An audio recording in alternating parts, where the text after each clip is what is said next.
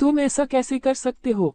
McGonagall गुस्से में Dumbledore पर चिल्लाई, जबकि फ्लिटविक ने अपने सवालों से उसका साथ दिया। इन दोनों प्रोफेसरों का निक के बारे में बहुत अच्छा इंप्रेशन था, इसलिए ये जानकर कि डंबलडोर ने इस तरह से उसकी प्राइवेसी को तोड़ा है, वे भड़क गए। मैं तुम्हारा गुस्सा समझता हूँ, जैसे उस लड़के का भी। प्लीज समझो कि मैं सच में उस लड़के के लिए सिर्फ अच्छा चाहता था। वह मेरे उस पर हावी होने से डरता था और क्योंकि उसका साफ तौर पर एक ब्लड लाइन था, इसलिए मुझे लगा कि उसका टेस्ट करवाने से उसका मन शांत हो जाएगा। मैंने कभी अंदाजा नहीं लगाया था कि उसका ब्लड लाइन ऐसा होगा, और जबकि मैं मानता हूं कि मुझे पता था कि वह टेस्ट करवाने में हिचकिचा रहा था, मैंने मान लिया कि यह बस हिचकिचाहट थी। डंबलडोर ने अपने कामों का बचाव करते हुए कहा, क्या तुमने टेस्ट के लिए जरूरी खून उसकी इजाजत से नहीं लिया था? मैकगोनागल ने ठंडेपन से पूछा और बूढ़े आदमी ने मुंह बनाया, क्योंकि यह सच में इस सिचुएशन की सबसे बुरी बात थी। ये सबको पता था कि कई डार्क स्पेल या श्राप के लिए पीड़ित का खून अपनी मर्जी से देना जरूरी होता है। हालांकि डंबलडोर ने इस लूपहोल का फायदा उठाया और मैजिकल गार्डियन के तौर पर अपने अधिकार का इस्तेमाल करके निक की इजाजत के बिना इसका इस्तेमाल किया।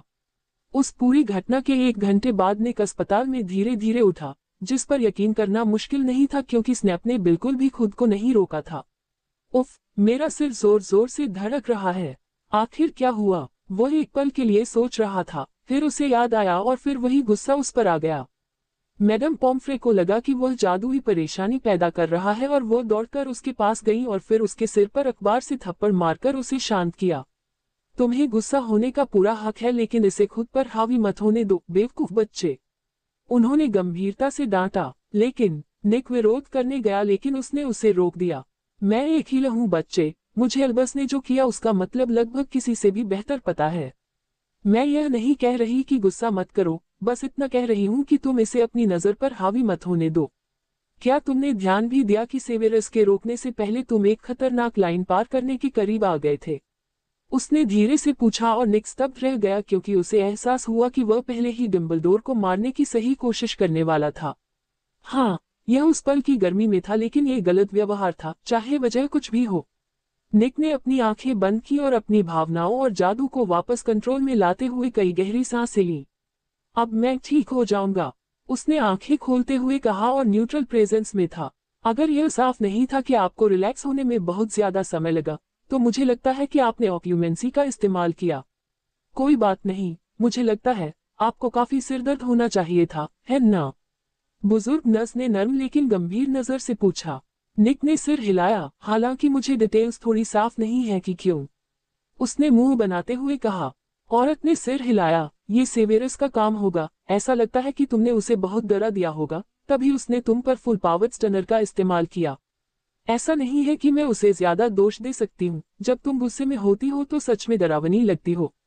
उसने ईमानदारी से कहा, अपनी कमर पर रखे एक थैले में हाथ डालकर एक छोटी दवा की शीशी निकालते हुए। लो इसे पी लो, इससे मदद मिलेगी, उसने कहा और निक ने बिना कुछ कहे दवा पी ली, हालांकि उसने मुंह बनाया। मैडम पॉम्फ्रे इससे खुश लग रही थी और उन्होंने उसे उसकी छड़ी और वह मेल दे दिया जिससे ये पूरी स्थिति बनी थी। आप इसे पढ़ना खत्म कर लें, इससे पहले कि मैं आपके विजिटर से बात करूं, उसने जाने से पहले कहा। विजिटर? निक कंफ्यूज हो गया क्योंकि उसके दोस्त उस समय क्लास में होने चाहिए थे। उसे चीजों के ढेर में दूसरा लेटर पढ़ने का मौका भी नहीं मिला क्योंकि जैसे ही मैडम पॉम्फ्रे गई, पास की दीवार से एक लंबी ड्रेस में एक सिल्वर रंग की पारदर्शी औरत तैरती हुई बाहर निकली। निक इस बात से कंफ्यूज हो गया क्योंकि उसे पता नहीं था कि वह ग्रे लेडी कभी इन्फर्मरी गई थी। उसके सामने तैरती हुई सुंदर भूत ने एक अजीब से चेहरे के साथ उसे देखा। आह, क्या मैं तुम्हारी कुछ मदद कर सकता हूँ? निक ने पूछा। वह जिस तेजी से उसे घूर रही थी, उससे वह असहज महसूस कर रहा था। लेटर पढ़ो, मैं इंतजार करूंगी। थोड़ी देर कंफ्यूजन के बाद उसने बस इतना कहा। निक कंफ्यूज था कि उसे उसकी विरासत की परवाह क्यों होगी, लेकिन जब उसने लेटर पढ़ा और उसके चेहरे पर यकीन नहीं हुआ तो उसे पता चल गया। निक ने अपने पास रखी आधी अधूरी पड़ी चीज को हिलाया और जल्दी से वह अंगूठी ढूंढी जिससे ये पक्का हो गया कि लेटर उससे झूठ नहीं बोल रहा था। इस जानकारी से होने वाले बहुत ज्यादा ड्रामा और पॉलिटिक्स को देखकर वो कराह उठा। तो मैं आपकी कैसे मदद कर सकता हूँ? निक ने पूछा, ये बात बिना जाने कि जब वह जिंदा थी तो उसे उसकी पहचान पता थी। मैं कभी कभी भूल जाता हूँ कि मेरी पहचान अब ज्यादा जानी पहचानी नहीं है। मैं हेलेना रेवेनक्लो हूँ, रोवेना रेवेनक्लो की बेटी और आपके पुरखे की बहन। भूत ने गर्व से अपना परिचय दिया। खैर, अब मैं थोड़ा कंफ्यूज हूँ क्योंकि मुझे समझ नहीं आ रहा कि अब मैं अपना परिचय कैसे दूं। निक ने ईमानदारी से अपने सिर के पिछले हिस्से को रगड़ते हुए कहा। हेलेना एक पल के लिए सोचने लगी। पता चलने से पहले तुम्हें क्या कहते थे? उसने शांति से पूछा। निकोलस आयरन, उसने ईमानदारी से जवाब दिया और वह फिर से सोचने लगी। निकोलस आई रेवेनक्लो के बारे में क्या? उसने मदद करते हुए सुझाव दिया। निक ने नाम को कुछ देर अपने दिमाग में घूमने दिया और फिर सिर हिलाया। ये पब्लिक इवेंट्स और बिजनेस की बातों के लिए ठीक रहेगा, हालांकि मुझे निक कहलाना ही ज्यादा पसंद है। उसने ईमानदारी से कहा। वैसे भी तुम मेरे साथ इतना अच्छा क्यों बर्ताव कर रही हो? सब कहते हैं कि तुम आमतौर पर थोड़ी अलग थलग रहती हो। निक ने और जानने के लिए दिलचस्पी से पूछा। हम्फ, वे परिवार नहीं है, तुम हो, ये बिल्कुल अलग बात है। उसने नफरत से कहा, जैसे सिर्फ दूसरों के बारे में बात करना उसके समय के लायक नहीं है। ठीक है, तो वह घमंडी है। मुझे लगता है कि यह बात समझ में आती है, ये देखते हुए कि वह कौन है। निक ने मन ही मन कंधे उचकाते हुए सोचा, क्योंकि उसके पास किसी को घमंडी होने के लिए जज करने की कोई जगह नहीं है। तुमने अभी तक मुझे यह नहीं बताया कि तुम यहाँ मुझसे क्यों बात कर रही हो। उसने शांति से बताया। वह एक पल के लिए हैरान हुई और फिर हंस पड़ी। साइड कंटेंट के बावजूद तुम्हें मेन टॉपिक याद था। हाँ, तुम पक्का मुझसे रिलेटेड हो। उसने खुशी से कहा। लेकिन तुम्हारे सवाल का जवाब देने के लिए मैंने लंबे समय से यह मान लिया था कि तुम्हारे जैसा कोई होता ही नहीं। देखो, तुम्हारी पुरखे मेरी छोटी बहन थी और एक स्क्विब पैदा हुई थी। आप जानते हैं, मेरी माँ इस बात से बहुत परेशान थी, यहाँ तक कि उन्होंने मेरी छोटी बहन के जन्म के बारे में सारी जानकारी छिपा दी थी। एक दिन उसके जन्म के कुछ समय बाद माँ उसे ले गई और फिर मेरी छोटी बहन के साथ वापस नहीं आई। मैंने कभी नहीं पूछा कि उसका क्या हुआ और बस यही मान लिया कि माँ ने उसे मरने के लिए कहीं जंगल में छोड़ दिया है। आप सोच सकते हैं कि मुझे कितनी हैरानी हुई होगी जब मुझे पता चला कि वह हमारे खानदान को आगे बढ़ाने के लिए काफी समय तक जिंदा रही। हेलेना ने उत्साह से कहा। निक को ये देखकर थोड़ा अजीब लगा कि यह भूत अपनी किताब वाली दोस्त के मुकाबले कितना खुश लग रहा था, जो बहुत शांत और उदास थी। लगता है तुम्हें किसी वजह से राहत मिली है, निक ने कहा, ये देखने की कोशिश करते हुए कि क्या वह इस अजीब सिचुएशन के बारे में उससे कुछ जवाब पा सकता है। तसक तसक, मुझसे जवाब निकलवाने की कोई जरूरत नहीं है क्योंकि तुम बस पूछ सकती हो, हेलेना ने चिढ़ाते हुए कहा। ठीक है, सारा मजा किरकिरा करने का तरीका। मैं ये समझने की कोशिश कर रहा हूँ कि तुम नॉर्मल से ज्यादा खुश क्यों लग रही हो। उसने थोड़ी शिकायत के साथ कहा। ओह, देखो, जब मैं जिंदा थी तो मुझे सबसे ज्यादा अफसोस इस बात का था कि मेरा परिवार मेरे साथ ही खत्म हो गया, लेकिन तुम्हारे होने की वजह से मेरा सबसे बड़ा अफसोस खत्म हो गया। हाँ, मुझे कुछ और अफसोस भी हैं, लेकिन वो पक्का मेरा सबसे बड़ा अफसोस था। उसने खुशी से समझाया। मैं समझी, और यह चीज मुझे सच में कुछ नहीं देती, है ना? निक ने सिग्नेट रिंग दिखाते हुए पूछा। हेलेना ने एक पल के लिए पुरानी यादों से रिंग को देखा। सच में इसका बिल्कुल उल्टा। माँ ने उन बुरे जीवों के साथ एक खास डील की थी ताकि हमारे परिवार का वॉल्ट कभी भी गॉब्लिन के कब्जे में न आ सके और इसके बजाय हमेशा एक्टिव रहे, अगर तुम जैसा कोई एक दिन आ जाए। उसने हंसते हुए कहा। लालची छोटी चीजों को गुस्सा आना चाहिए कि इतने समय से उनकी नाक के नीचे दौलत का वारिस था। चीजों के आसपास सावधान रहना, वरना वे तुम्हें धोखा देकर तिजोरी खाली कर देंगे। हेलेना ने गंभीरता से चेतावनी दी। इसके अलावा तुम्हें हमारे परिवार के घर को ढूंढने के लिए अंगूठी की जरूरत है। माँ ने उस जगह पर खास वार्ड बनाए थे ताकि सिर्फ वही मौजूदा लॉर्ड या लेडी जिसके पास वह अंगूठी हो, उसे ढूंढ सके अगर वे उनमें चाबी न डाले हों। उसने लापरवाही से बताया। 1000 साल बाद वह घर अब तक पक्का मलबे में बदल गया होगा। निक ने सीरियसली कहा। हाँ, जैसे कि माँ ऐसी किसी चीज को अपनी चीजों को बर्बाद करने देती नहीं। उन्होंने इसके बजाय आइलैंड के नीचे ले लाइन पर एक सेल्फ मेंटेनेंस जादू बांध दिया ताकि घर कितना भी समय बीत जाए एकदम सही हालत में रहे। मैंने इसे सेटअप करने में मदद की थी, मैं तुम्हें बता दूंगी। हेलेना ने गर्व से कहा। रुको, आइलैंड? निक ने हैरानी से पूछा। हाँ, अगर तुम मुझे इंग्लैंड का मैप लाकर दो तो मैं बता सकता हूँ कि वह कहाँ है, या मैं गर्मियों में तुम्हारे साथ जाकर उसे दिखा सकता हूँ। उसने ईमानदारी से कहा। मुझे लगा था कि भूत किसी खास हालात को छोड़कर एक खास जगह पर ही रहते हैं। निक ने कंफ्यूज होकर पूछा। हेलेना ने आंखें घुमाई। हॉगवर्ट्स के 4 घर वाले भूत उन्हीं खास हालात का हिस्सा हैं, इसके अलावा भूत कहीं भी जा सकते हैं जहां वे आजादी से जिंदा रहते थे।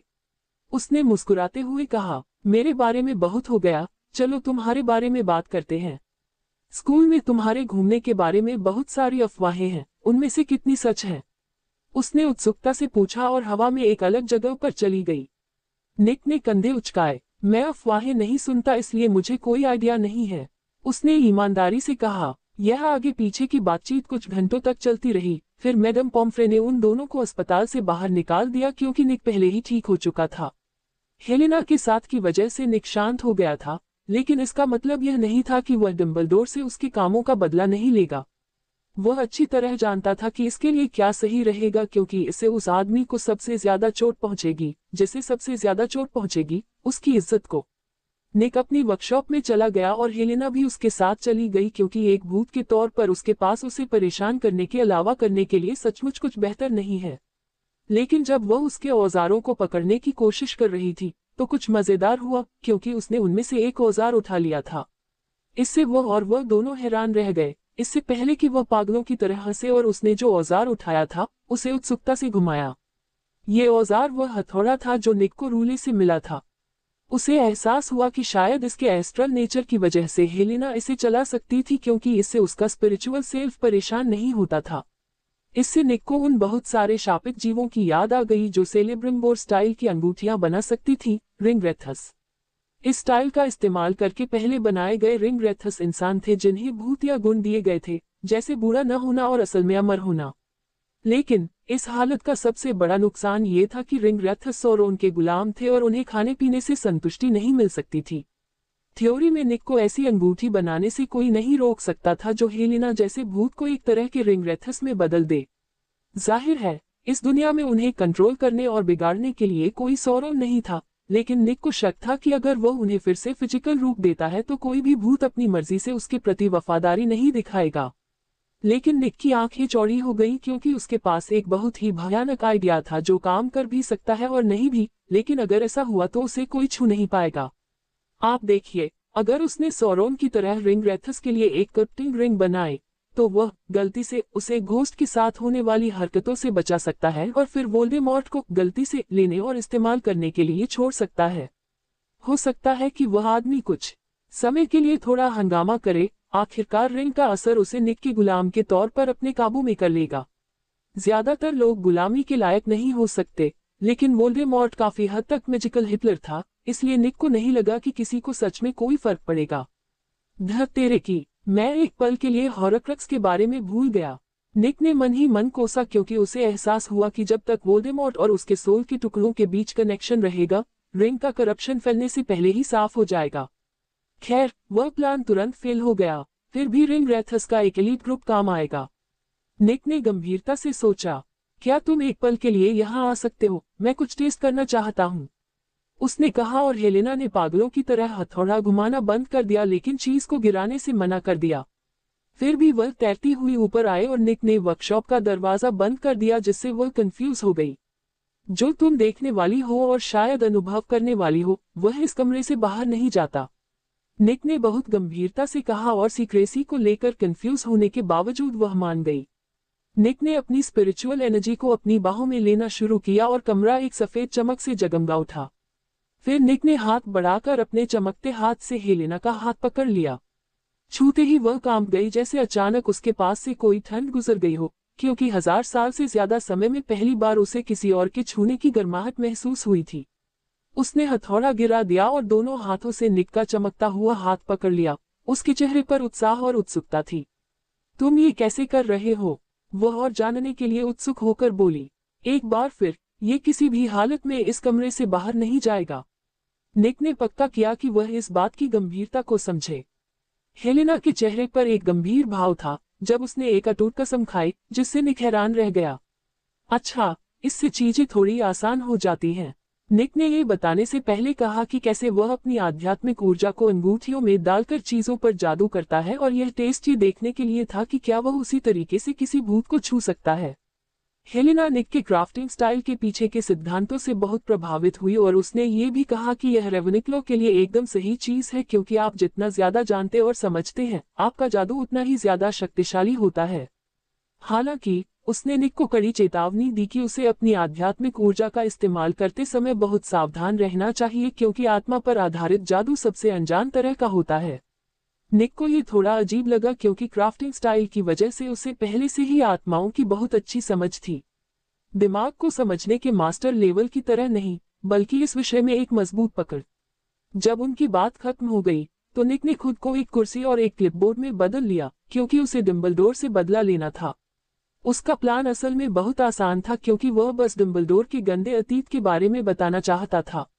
आसान लेकिन भयानक बातें जैसे कि ग्रिंडेलवाल्ड के साथ उसका रिश्ता और कैसे उसने हैरी को एक मगल परिवार में छोड़ दिया था जो उसके साथ बुरा बर्ताव करता था, साथ ही वह गहरी धमकी जो उस आदमी ने साल की शुरुआत में दी थी। और निक ने अपने सबसे नए स्टंट और उसके पीछे के भयानक मतलब को भी जोड़ दिया। निक को उस आदमी के बारे में जो भी गंदा राज याद था वह इस लेटर में लिखा था और इसे पूरा करने में उसे पार्चमेंट पेपर की करीब 4 पूरी शीट लगी। फिर वह आउलरी गया और लेटर को एक लिफाफे में रखा जिसे उसने रीटा स्कीटर नाम की एक लड़की के नाम पर रखा और उस पर रेवेनक्लो सिग्नेट रिंग से वैक्स सील लगा दी। जब तक उस औरत ने अचानक अपना बदनाम करने वाला स्वभाव बदलने का फैसला नहीं कर लिया था और अब पत्रकार नहीं बनना चाहती थी, निक को यकीन था कि वह इस मौके का फायदा जरूर उठाएगी। डम्बलडोर को जादूगरों की कम्युनिटी से कुछ गंभीर विरोध की उम्मीद थी जब उसके पाप सबके सामने आ गए। हालांकि इस बात पर शक था कि उस आदमी को अपने कामों के लिए कोई असली सजा मिलेगी, लेकिन उसकी इज्जत को बहुत बड़ा और दर्दनाक झटका लगेगा। निक ने सिरियस को जेल से छुड़ाने के लिए बूढ़ी बकरियों की मदद लेने के बारे में सोचा था, लेकिन उस आदमी ने इस आखिरी स्टंट से उस आइडिया को खत्म कर दिया। सभी उल्लू निक का कहना मानने के लिए बेताब थे और उसने इस काम के लिए एक आकर्षक बड़े सींग वाले उल्लू को चुना जो इत्तेफाक से मैकगोनागल का था। आखिर इतने बड़े पक्षी को नजरअंदाज करना मुश्किल था जो आपका ध्यान खींचने की कोशिश कर रहा हो। जैसे ही उल्लू चिट्ठी पकड़कर उड़ गया, निक को साफ तौर पर आराम मिला क्योंकि उसे ऑफिशियली अपना बदला मिल गया था और अब उसे बस इंतजार करना था और देखना था। उसने लंच छोड़ दिया था और नाश्ते में पेट भरने से पहले ही बेहोश हो गया था, इसलिए उसे भूख लगना लाजमी था। वर्कशॉप में लौटकर निक आराम से बैठा और कुछ लेम्बस ब्रेड खाई क्योंकि उसने डिनर भी छोड़ने का प्लान बनाया था। हो सकता है कि वह इस समय शांत हो, लेकिन उसे पता था कि अगर कोई टकराव हुआ तो वह उस कमीने को ये बताने के लिए कुछ कर सकता है कि उसने कुछ किया है। वह कल नाश्ते तक इंतजार करना ज्यादा पसंद करेगा जब न्यूज़पेपर आएगा। हेलेना को पागलों की तरह हथौड़ा घुमाते हुए देखकर निक बस सिर हिला सकता था और मुस्कुरा सकता था। उसे कोई दिक्कत नहीं थी कि हेलेना हथौड़ा पकड़े हुए थी क्योंकि यह उसके अलावा किसी और के लिए बेकार था, क्योंकि जब तक कुछ और न बताया जाए सिस्टम से उसे जो कुछ भी मिलता था वह सिर्फ उसी के लिए होता था। इसे चुराना नामुमकिन था क्योंकि जैसे ही कोई कोशिश करता ये बस गायब हो जाता और उसकी इन्वेंट्री में आ जाता, जो असल में सिर्फ लालच था। बाकी शाम निक बस अपनी वर्कशॉप में आराम से बैठा रहा और रिचुअल्स पर किताबें पढ़ता रहा। हेलेना उसे किताब पढ़ते देखकर काफी हैरान हुई क्योंकि वह एक खोई हुई भाषा में थी, लेकिन क्योंकि उसकी अटूट कसम की वजह से वह वर्कशॉप में सीखी बातों को नहीं बता सकती थी, इसलिए उसने अपनी बोलने और कोई भी भाषा पढ़ने की काबिलियत के बारे में साफ साफ बताया। वह उससे जलती हुई लग रही थी और उसने कहा कि वह खास जादुई तोहफा एक खास मिडिल ईस्टर्न जादूगर परिवार से आया था। ऐसा लगता है कि पिछले 1000 सालों में कहीं न कहीं निक के पुरखे उस परिवार से मिलने के बाद उसे छोड़कर चले गए थे, वरना वो कॉकेशियन नहीं होता क्योंकि ज्यादातर मिडिल ईस्टर्न परिवारों की स्किन डार्क होती थी और उसकी स्किन टैन थी, थोड़ी पीली। हेलेना की एक थ्योरी थी कि उसकी मां निक के पुरखे को मिडिल ईस्ट ले गई थी और यह बस एक इत्तेफाक था जिससे निक हॉगवर्ट्स में टीचिंग के दायरे में आ गया। निक ने सोचा कि शायद कहानी में और भी कुछ है, लेकिन उसने अपनी किताब पर वापस जाते हुए इसे अपने तक ही रखने का फैसला किया। हेलेना ने किताब का टाइटल देखा लेकिन उसे कोई फर्क नहीं पड़ा, शायद इसलिए कि उसने इसे पहले ही पढ़ लिया था। निक ने इस समय में अपनी अभी की किताब खत्म कर ली थी, लेकिन बाकी रिचुअल्स से वह ज्यादा इम्प्रेस नहीं हुआ। उनमें से ज्यादातर में ऐसे असर थे जो वह सिर्फ एक अंगूठी बनाकर पा सकता था, जबकि कुछ डार्क मैजिक जैसे थे और इसलिए उसे पसंद नहीं आए। निक ने अपनी रिचुअल्स की लिस्ट में जो चीजें की उन्हें करने के लिए सिर्फ एक अंगूठी पर जादू नहीं किया, क्योंकि या तो उसे पता नहीं था कि वे ऐसा कैसे करते हैं या फिर ऐसा करना बेकार था। अंधेरे में देखने के लिए अंगूठी क्यों बनाई जाए जब एक छोटी सी रिचुअल के बाद आप वही काम बिना किसी के चुराए कर सकते हैं। सब कुछ देखते हुए ये समझना कोई मुश्किल कॉन्सेप्ट नहीं था और रस्मों के लिए सामान इकट्ठा करना थकाने वाला लग रहा था, लेकिन यह एक छोटी सी कीमत थी। निक 8 बजे बिस्तर पर गया ताकि जब तक उसके घर वालों को पता चले कि वह डॉम में है, तब तक वह गहरी नींद में सो चुका था। जब वह सो गया तो उसे अपने सपनों में एक खास एल्फ देखकर हैरानी नहीं हुई। मैं तुम्हारे गुस्से के लिए तुम्हें जज नहीं करूंगा क्योंकि वह सही था, लेकिन वह औरत सही थी कि तुम्हें उसे खुद पर कंट्रोल नहीं करने देना चाहिए। जब हम अपनी आत्माओं को चैनल करते हैं तो हमारे इमोशंस का हमारे काम पर असर पड़ना आसान होता है, उसने गंभीरता से कहा। मुझे पता है, यही एक वजह है कि मैंने उस आदमी को उसके किए की सजा देने के बजाय इतनी जल्दी बदला ले लिया। निक ने आह भरते हुए कहा, अपने गुस्से को बढ़ने देने से, जब तक वह उससे छुटकारा नहीं पा लेता, उसकी सारी क्रिएशंस हिंसक और खतरनाक हो सकती हैं। निक ऐसा कुछ नहीं कर सकता था क्योंकि अगर उनमें से कोई भी बाहर निकल जाता तो उसे तुरंत डार्क मैजिकल आइटम्स बनाने के लिए अस्काबान भेज दिया जाता। एल्फ ने सिर हिलाया। मुझे पता है कि तुम किससे डरते हो और तुम्हारा ऐसा सोचना सही है। गुस्से वाले जादू को हमेशा से ही बहुत बुरी नजर से देखा गया है, मेरी अपनी दुनिया में भी। उसने ईमानदारी से कहा, मुझे रिंग रेथस वाले तुम्हारे आइडिया के बारे में पता चल गया है। एल्फ ने आखिरी 2 शब्द नफरत भरे चेहरे से कहे। शुक्र है कि तुमने जो करने की सोची है, वह मेरी अपनी दुनिया की घिनौनी चीजों जैसा नहीं है, बल्कि यह एक तरह का सौदा लगता है, और वह भी सही, क्योंकि वफादारी के बदले में उन्हें फिर से शरीर मिल जाता है। उसने इम्प्रेस होकर कहा, यह एक अच्छा प्लान है और इस दुनिया में बहुत सारे पुराने और ताकतवर भूत हैं जो बेशक इस डील को मानने को तैयार होंगे। निक ने बड़ी मुस्कान के साथ कहा, सच में, मुझे लगता है कि आपका दूर का रिश्तेदार ही पहला है जिसे आप अपनी तरफ करना चाहते हैं। एल्फ ने जानकार नजर से पूछा, अगर मैं कहूं कि यह आइडिया मेरे दिमाग में नहीं आया तो मैं झूठ बोलूंगा, लेकिन मैं उसे यह डील नहीं दूंगा। उसे खुद ही ये पूछना होगा ताकि वह बिना भेदभाव के रहे। निक ने गंभीरता से कहा। एल्फ एक पल के लिए सोचने लगा और फिर सहमति में सिर हिलाया। इससे सच में पता चलेगा कि तुम अपने काम में सही हो, और मुझे लगता है कि रिंग्स पर एक फेलसिफ भी ठीक रहेगा। उसने शांति से पूछा। निक ने सिर हिलाया। मैं ऐसा करना चाहता हूं लेकिन मुझे समझ नहीं आ रहा कि मैं ऐसा कैसे करूं। उसने ईमानदारी से कहा, क्योंकि तुम उन्हें गुलाम नहीं बनाना चाहते, इसलिए मेरी दुनिया का तरीका कोई ऑप्शन नहीं है, शायद मकसद का पता लगाने और खुद को खत्म करने का कोई मिक्स हो। एल्फ ने मदद करते हुए सुझाव दिया। निक और एल्फ ने कुछ देर तक आइडियाज पर बात की, फिर सपना खत्म हुआ और निक जाग गया। अगर वह कहता कि वह बूढ़े आदमी के चेहरे पर पेपर पढ़ते हुए जो भाव थे, उन्हें देखने के लिए उत्सुक नहीं था, तो वह झूठ बोल रहा होता। असल में, निक इस बात से उत्साहित होकर पूरे 1 घंटे तक उछलता रहा, जब तक कि आखिरकार नाश्ता नहीं आ गया। जब वो उस टेबल पर बैठा जिसकी मरम्मत हो चुकी थी, तो उसे बहुत अजीब नजरों से देखा गया और लोगों ने फुसफुसाया। रॉन और हैरी ने उससे बात करने की कोशिश की कि क्या हुआ था, लेकिन वह बस शरारत से मुस्कुराया और उन्हें इंतजार करने को कहा। डंबलडोर को बहुत बुरा लगा जब उसने निक के चेहरे पर भाव देखे, लेकिन उसे पता नहीं था कि लड़के ने क्या किया है। ये तब बदल गया जब उल्लू आए और उसने daily perfect Dumbledore the terrible पूरी कहानी नीचे का पहला कवर पढ़ा। जितना ज्यादा वह पढ़ता गया, उसका चेहरा उतना ही पीला पड़ता गया, क्योंकि उसके एक के बाद एक बुरे काम कागज पर साफ और छोटे छोटे शब्दों में लिखे थे। उसने कागज से नजरें हटाकर लड़के की तरफ देखा और देखा कि वह जोर से हंसने से पहले कर्मा एक कुतिया है बोल रहा था। पूरे स्कूल को यह साफ पता चल गया था कि पेपर में दी गई जानकारी का सोर्स कहां से आया था, क्योंकि निक डंबलडोर के चेहरे पर हैरानी देखकर खुश हो रहा था।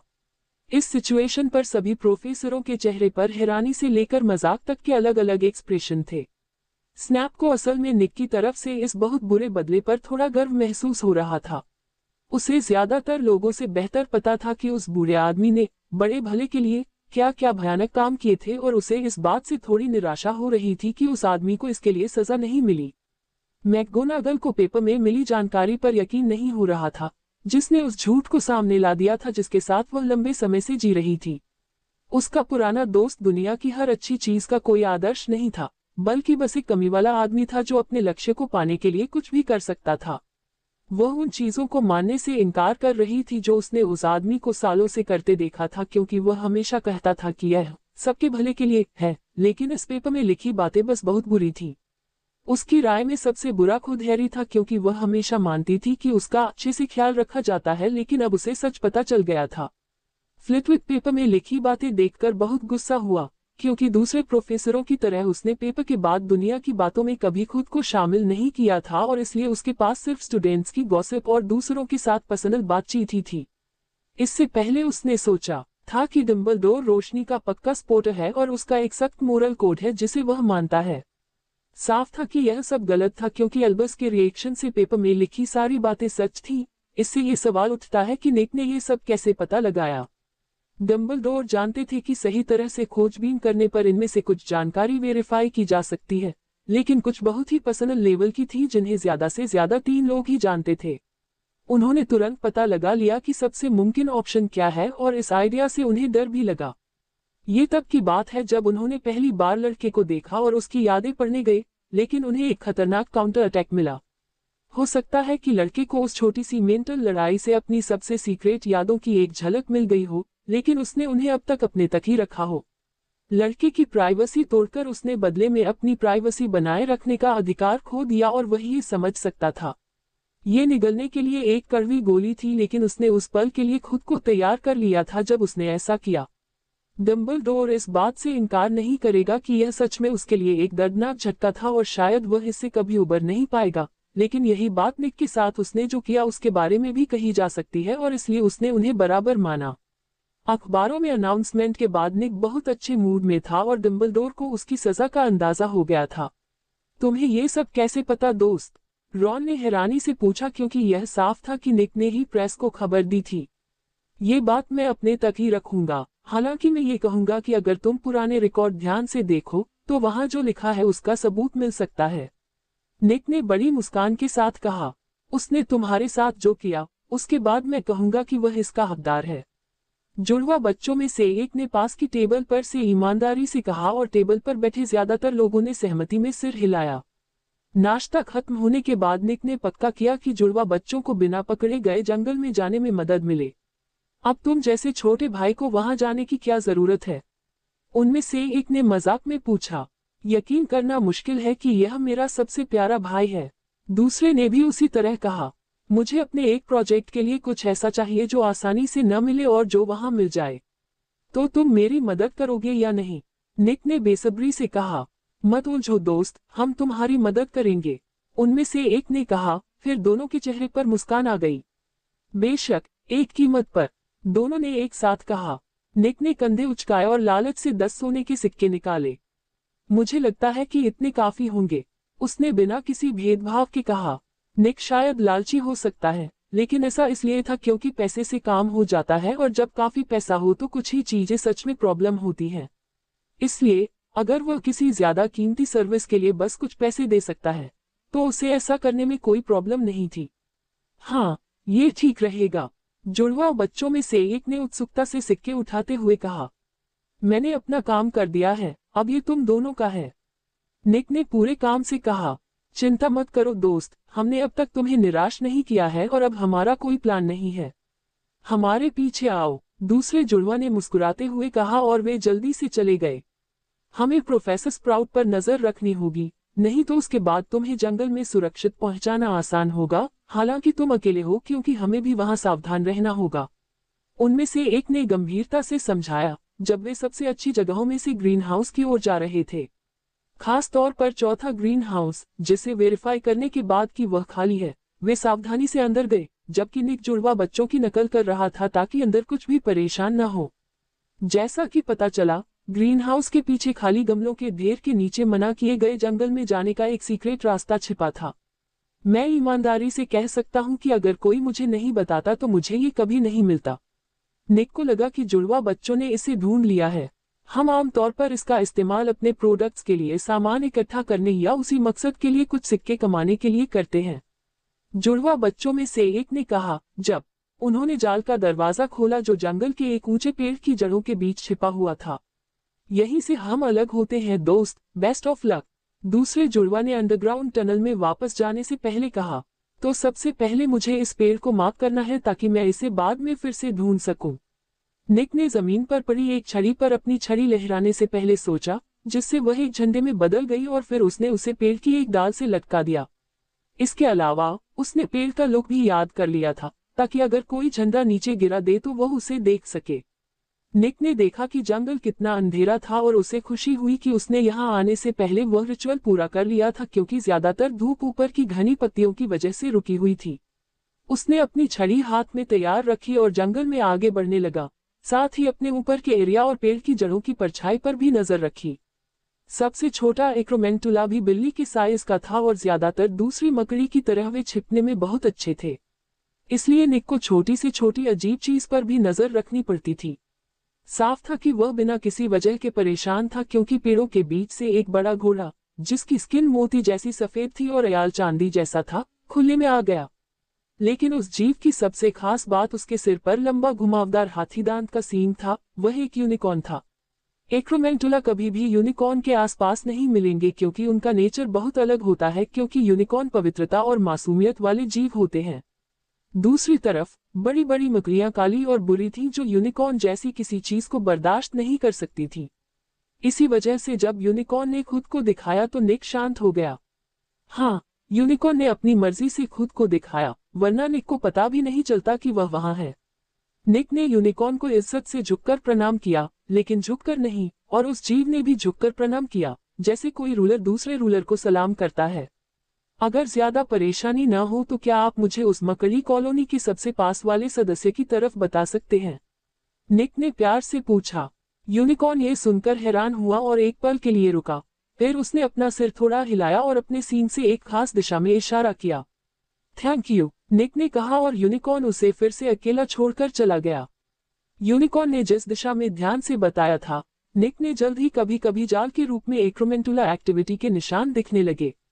हालांकि उसने इस एरिया में और आगे जाने की हिम्मत नहीं की क्योंकि इन चीजों की कॉलोनी में घुसना ज्यादातर मामलों में मौत की सजा होती है और उसकी सजा जरूर गिनी गई। शुक्र है कि उसे और अंदर जाने की जरूरत नहीं पड़ी क्योंकि उसने तुरंत पास के एक पेड़ की चोटी से एक आदमी को धीरे धीरे अपनी ओर आते देखा। निक ने ऐसे दिखाया जैसे उसने ध्यान ही न दिया हो, और वह आदमी एक पल के लिए रुका, जैसे वह इस उलझन में हो कि उसे कॉलोनी के इलाके से दूर उसके पीछे जाना चाहिए या नहीं। लेकिन ऐसा लगा कि लालच और भूख ने लॉजिक पर जीत हासिल कर ली और फिर भी ऐसा ही हुआ। निक तेज नहीं चला, लेकिन फिर भी वह कॉलोनी के इलाके से काफी दूर निकल गया, इससे पहले कि वह उसका पीछा कर रहे आदमी पर अचानक हमला कर दे। AGLAD, उसने मजबूती से कहा और उसके सिरे से बिजली का एक हाथ मोटा बोल्ट निकला और उस चीज से टकराया, और थोड़ी देर के लिए उसका असली रूप भी दिखाई दिया। ये दिखने में भूरे रंग की हंसमैन मकड़ी जैसा था, लेकिन एक बड़े आदमी के आकार का था। एक्रोमेंटुला दर्द से फुफकारा और अकड़ गया, जिससे वह जोर से थड के साथ जमीन पर गिर गया, लेकिन वह साफ तौर पर अभी भी जिंदा था।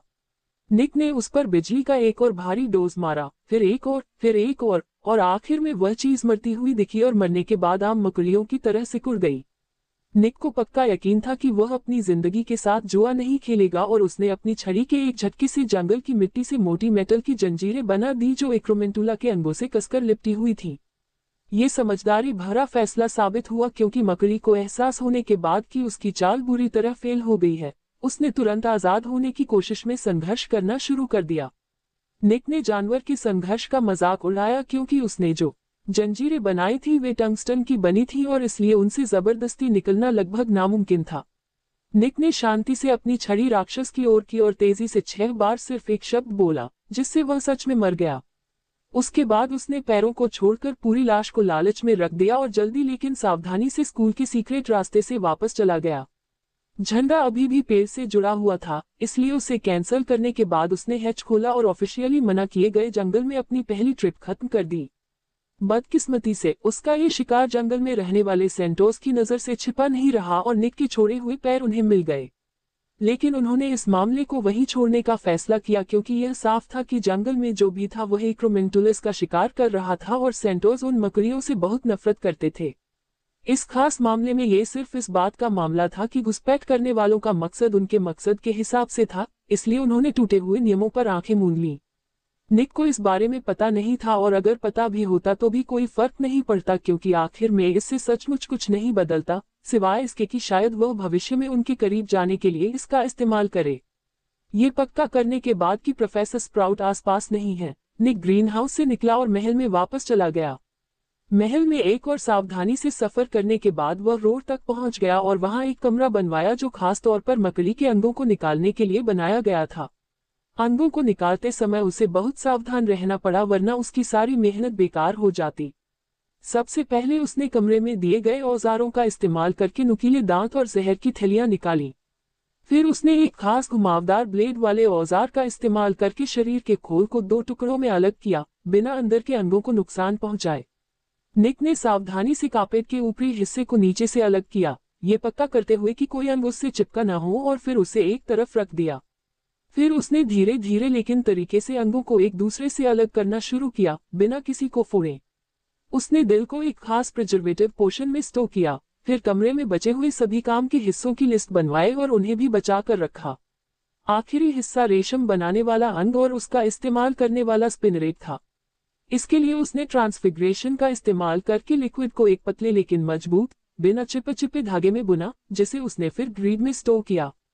इस एक मकड़ी ने उसे रेशम का एक बड़ा स्पूल दिया, जो कपड़े बनाने के लिए तो काफी नहीं था, लेकिन बांधने या सजावट के लिए जरूर एकदम सही था। निक ने मकड़ी के बचे हुए हिस्सों को सीधे जला दिया, जिनका उसके लिए कोई काम नहीं था। फिर वह कमरे से निकलकर ग्रेट हॉल की ओर चला गया, जब एक छोटे से टेम्पस्टाम ने उसे बताया कि लंच जल्द ही होने वाला है। लंच से पहले का थोड़ा सा समय बिताने के लिए उसने कोई शॉर्टकट नहीं लिया और चेहरे पर एक अच्छी मुस्कान के साथ ग्रेट हॉल में दाखिल हुआ, क्योंकि उसका मूड अच्छा था। जब वह खाने के लिए बैठा तो हैरी और रॉन ने उसे नमस्ते किया और उसने भी खुशी खुशी नमस्ते किया। तुम इतने खुश क्यों हो? रॉन ने हैरानी से पूछा। बस मेरा दिन अच्छा बीता, बस इतना ही, निक ने ईमानदारी से कहा। अगर तुम कहो तो बाकी वीकेंड के लिए कोई प्लान है? उसने शांति से पूछा, जबकि उसने अपने कांटे से एक सॉसेज में छेद कर दिया। मुझे थोड़ी रिसर्च करनी है, लेकिन उसके अलावा मैं बिल्कुल फ्री हूँ, निक ने कुछ फिंगर सैंडविच लेते हुए कहा। किस तरह की रिसर्च? रॉन ने हैरानी से पूछा। माइंड आर्ट्स, ऑक्लूमेंसी, लेजिलिमेंसी, कन्फिन्स, स्टूपिफाई और ओब्लिविएट, इस तरह की चीजें। मुझे लगता है कि यह कहने की जरूरत नहीं है, लेकिन मेरी विरासत को समझने के लिए इस्तेमाल किया गया खून मुफ्त में नहीं दिया गया था, और मैं ऐसी घटनाओं को रोकना चाहता हूँ, निक ने अपने गुस्से पर काबू रखते हुए कहा। हो सकता है उसने अपने बदले से अपना गुस्सा निकाला हो, लेकिन इससे इस टॉपिक पर बात करना शांत नहीं हुआ। हाँ, हेडमास्टर की तरफ से यह बहुत गलत काम था, रॉन ने गंभीरता से कहा। किसी को भी निक की माइंड आर्ट्स में दिलचस्पी अजीब नहीं लगी, ये देखते हुए कि डंबलडोर ने जो तरीका इस्तेमाल किया वह काफी साफ था। इस बीच ऑस्ट्रिया के पहाड़ों में एक आधा टूटा हुआ किला खड़ा था। ऐसा लग रहा था जैसे उसे छोड़ दिया गया हो, लेकिन सच्चाई इससे बहुत अलग थी। दर्जनों ताकतवर वार्ड उस इलाके को घेरे हुए थे और एलीट और की 5 लोगों की पूरी टीम हर समय गंभीरता से गश्त करती थी। इसके बावजूद किले की दीवारों के अंदर सिर्फ एक ही आदमी रहता था, एक बूढ़ा आदमी जिसकी आंखें हेट्रोक्रोम रंग की थीं और छोटे, करीने से कंघी किए हुए बाल थे, जो उसके निचले चेहरे पर फैली जंगली लंबी दाढ़ी से मेल नहीं खाते थे। बूढ़े आदमी के चेहरे की बनावट पतली थी, लेकिन हड्डियों जैसी नहीं थी, और उसके चेहरे पर हर समय एक तरह की शांत मुस्कान रहती थी। अगर निक यहाँ होता तो वह देखता कि जिस कमरे में वह आदमी रह रहा था वह आरामदायक लग रहा था, लेकिन उस आदमी के अलावा कोई भी चीज जादुई नहीं थी। हालांकि इससे उस आदमी को कोई फर्क नहीं पड़ा, क्योंकि उसने बस अपनी पतली उंगली हिलाई और उसके चाय के कप में चम्मच ने धीरे से अपनी चीजें हिलाई और बाहर आकर कप के पास नैपकिन पर बड़े करीने से गिर गया। जल्द ही एक और मुंह के बल कमरे में आया और लापरवाही से डेली प्रोफेट की एक कॉपी बूढ़े आदमी पर फेंक दी और बिना कुछ कहे चला गया। पेपर उस पुराने दोस्त को बहुत बुरा लगा, लेकिन उसका एक्सप्रेशन बिल्कुल नहीं बदला, जैसे उसे अब तक ऐसे बर्ताव की आदत हो गई हो। पेपर की हेडलाइन देखकर उस आदमी ने दिलचस्पी से अपनी भौहें चढ़ाईं और फिर उत्सुकता से आर्टिकल पढ़ा। जब उसने आर्टिकल पढ़ना खत्म किया तो उसके चेहरे की मुस्कान और बढ़ गई और वह बहुत देर से बात न करने की वजह से एक सूखी और कर्कश आवाज में हंसा। लगता है तुमने मेरे पुराने दोस्त, एक बहुत ही होशियार छोटे लड़के को गुस्सा दिला दिया है। कितना दिलचस्प है। उस आदमी ने किसी से बात नहीं की, लेकिन उसकी सूखी, कर्कश आवाज अभी भी हवा में गूंज रही थी। शायद मैं इस जवान आदमी से मिलने जाऊं। आखिर मैं इस समय बहुत बोर हो रहा हूं और वह काफी मजेदार लग रहा है। उस आदमी ने जोर से सोचा और फिर जोर से हंसने लगा। औरों ने महल के बाहर से उस आदमी की हंसी सुनी और उनमें से एक ने परेशान होकर पूछा, वे राक्षस को यहीं बंद रखने के बजाय उसे मार क्यों नहीं देते, जहां से वह भाग सकता है? स्क्वाड को लीड कर रहे औरों ने अपने साथियों का सवाल सुनकर आह भरी। ऐसा नहीं है कि वे उसे मारना नहीं चाहते, बल्कि वे उसे मार नहीं सकते, क्योंकि इतनी रोक टोक के बाद भी वह हम सबको आसानी से मार सकता है। उसने गंभीरता से समझाया, ये सिर्फ ग्रिंडेलवाल्ड की डंबलडोर के साथ हुई एक डील की वजह से है कि वह आदमी बिना किसी परेशानी के यहाँ चुपचाप बैठा है। लीडर ने उदास होकर कहा, तो फिर हमारी जरूरत क्यों है? दूसरे औरों ने गुस्से से पूछा। हम यहाँ ये पक्का करने नहीं आए हैं कि ग्रिंडेलवाल्ड भाग न जाए, बल्कि अगर वह भागता है तो बाकी दुनिया को चेतावनी देने आए हैं। लीडर ने सख्ती से कहा और यह सुनकर पूरी टीम के चेहरे पर उदासी छा गई, लेकिन वे बहस नहीं करते। तो फिर मेरा सुझाव है कि तुम अपने रास्ते चले जाओ, जब तक कि तुम अपना समय यही बर्बाद नहीं करना चाहते। एक बूढ़ी कर्कश आवाज शांति से कहती है और सभी और डर के मारे आवाज की तरफ देखते हैं। महल के एकमात्र एंट्री या एग्जिट के बाहर बूढ़ा आदमी चेहरे पर वही मुस्कान लिए खड़ा था। और की टीम ने कांपते हुए लेकिन पक्के यकीन के साथ अपनी छड़ी उस आदमी पर तान दी। ग्रिंडेलवाल्ड, तुरंत महल लौट जाओ या नतीजे भुगतने के लिए तैयार हो जाओ। लीडर सख्ती से चिल्लाता है, हालांकि वह साफ तौर पर डरा हुआ था। नहीं, मुझे नहीं लगता कि मैं आपको धन्यवाद दूंगा, ग्रिंडेलवाल्ड ने कहा और फिर धीरे धीरे एक मृग तृष्णा की तरह गायब हो गया और पीले पड़ गए। भारी मन से लीडर ने अपनी जेब से एक जादुई डिवाइस निकाली जो एक नाजुक क्रिस्टल के गोले जैसी दिख रही थी और उसे जमीन पर फेंक दिया जिससे वह टूट गया। ऑस्ट्रियाई जादू मंत्री के ऑफिस में भूरे बालों और आंखों वाली एक अधेड़ उम्र की भारी भरकम औरत सदमे में जम गई जब उसके ऑफिस में क्रिस्टल की टूटने की आवाज गूंजी। उसके ये भ्रम होने की उम्मीदें तब टूट गईं जब उसने अपने ऑफिस में एक खास जगह की ओर मुड़कर देखा कि एक खास फेल सेफ डिवाइस एक्टिवेट हो गया था और उसे पता चल गया कि ग्रिंडेलवाल्ड आजाद है। डंबलडोर अपने ऑफिस में थके हुए चेहरे के साथ निक के बदले के नतीजों से निपट रहे थे, जबकि फॉक्स अपनी तकलीफ पर खुश लग रहा था। वह अपने जान पहचान वालों को दोष नहीं दे सकता था क्योंकि जादुई चिड़िया ने उसे लगभग कह दिया था कि वह रास्ता न अपनाए जो उसने चुना था, लेकिन उसने खुद को बेगुनाह समझा था और अब वह इसकी कीमत चुका रहा था। मिनिस्ट्री से चिट्ठियां, परेशान माता पिता और बस गुस्से में भरे जादूगर उसकी डेस्क पर बेतरतीब ढंग से जमा हो रहे थे और जैसे जैसे और चिट्ठियां आ रही थी। हालांकि उसकी राय में सबसे बुरी बात यह थी कि उसके पुराने दोस्तों और सपोर्टर्स को उसके पिछले पापों का सच जानकर बहुत दुख हुआ था।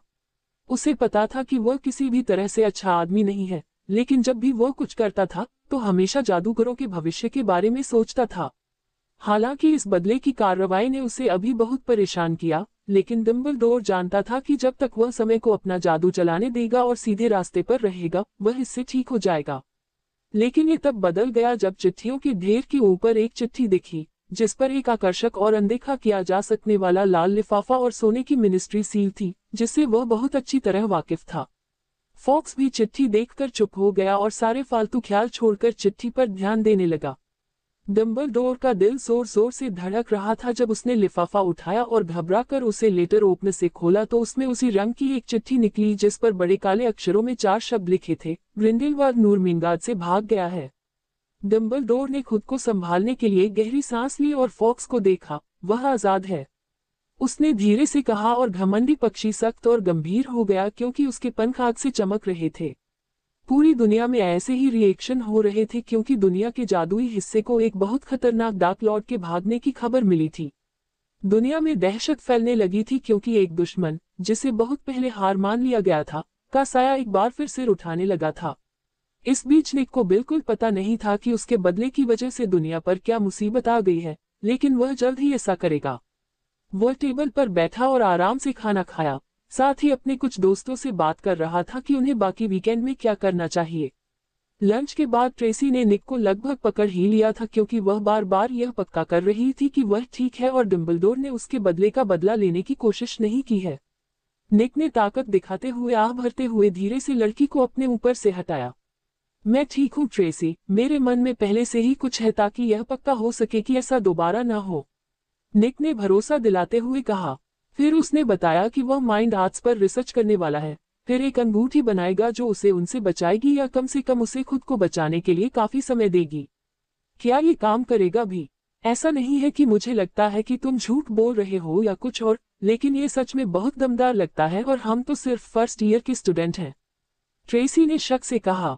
मैं मानती हूँ कि रिंग का एक अच्छा वर्जन बनाने के लिए मुझे खुद पर थोड़ा ज्यादा जोर देना पड़ सकता है, लेकिन मैं ये सोच भी नहीं सकती कि ऐसा कुछ दोबारा हो, निक ने सीरियसली कहा। सारा बोझ उठाने की कोशिश मत करो, तुम्हारे दोस्त हैं जो मदद कर सकते हैं। डैफ्ने ने सख्ती से बीच में कहा, जिससे सब हैरानी से उसकी तरफ देखने लगे। उनकी नजरों से उसके गाल लाल हो गए और वह शर्म से दूसरी तरफ देखने लगी। वह सही कह रही है दोस्त, अगर तुम्हें जरूरत हो तो हम तुम्हारे साथ हैं, हैरी ने ईमानदारी से कहा और रॉन मान गया। निक सच में इस बात से बहुत खुश हुआ, लेकिन उसे अपने भविष्य के प्लान की वजह से बुरा भी लगा। ये सुनने के बाद उसने उन प्लान को खत्म करने का फैसला किया और नए प्लान बनाने शुरू कर दिए जो निश्चित रूप से कैनन टाइमलाइन के साथ पूरी तरह से गड़बड़ कर देंगे। सबसे पहले मुझे अपने दिमाग को बचाना है, उसने गंभीरता से सोचा। मैं वादा करता हूं कि मैं अकेले दुनिया से लड़ने की कोशिश नहीं करूंगा। तुम खुश हो? उसने मुस्कुराते हुए पूछा। हैरी के चेहरे पर भी मुस्कान थी। अभी के लिए ये ठीक रहेगा, मुझे लगता है, उसने मजाक में कहा। अब जब ये बात खत्म हो गई रेवेनक्लॉ, है ना? ट्रेसी ने चिढ़ाते हुए कहा और निक का राह उठा। हाँ हाँ, अब ये सब अपने दिमाग से निकाल दो, निक ने मजाक में कहा। अरे यार, तुम तो ऐसे खानदान के हो। जब खबर आई तो तुम्हें ड्रेको के चेहरे का रंग देखना चाहिए था, वह भी अपने कपड़ों जैसा ही रंग गया था, ट्रेसी ने जोश में कहा।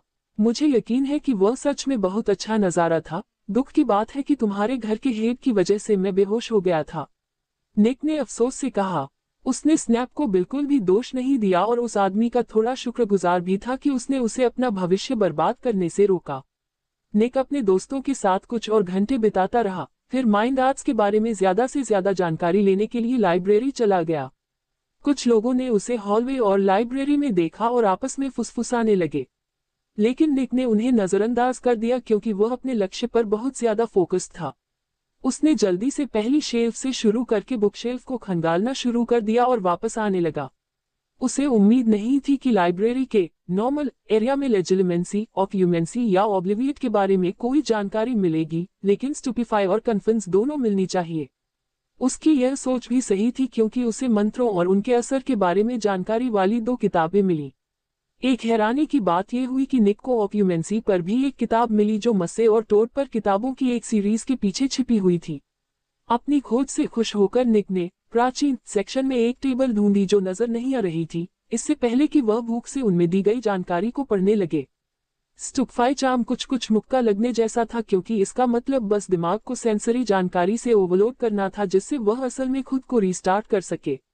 लेकिन कन्फर्स चार्म तब दिलचस्प हो गया जब उसने दिमाग को कोई भी नई यादें बनाने से रोक दिया, जबकि रिसीवर को अपने आसपास की चीजों का पता नहीं चला।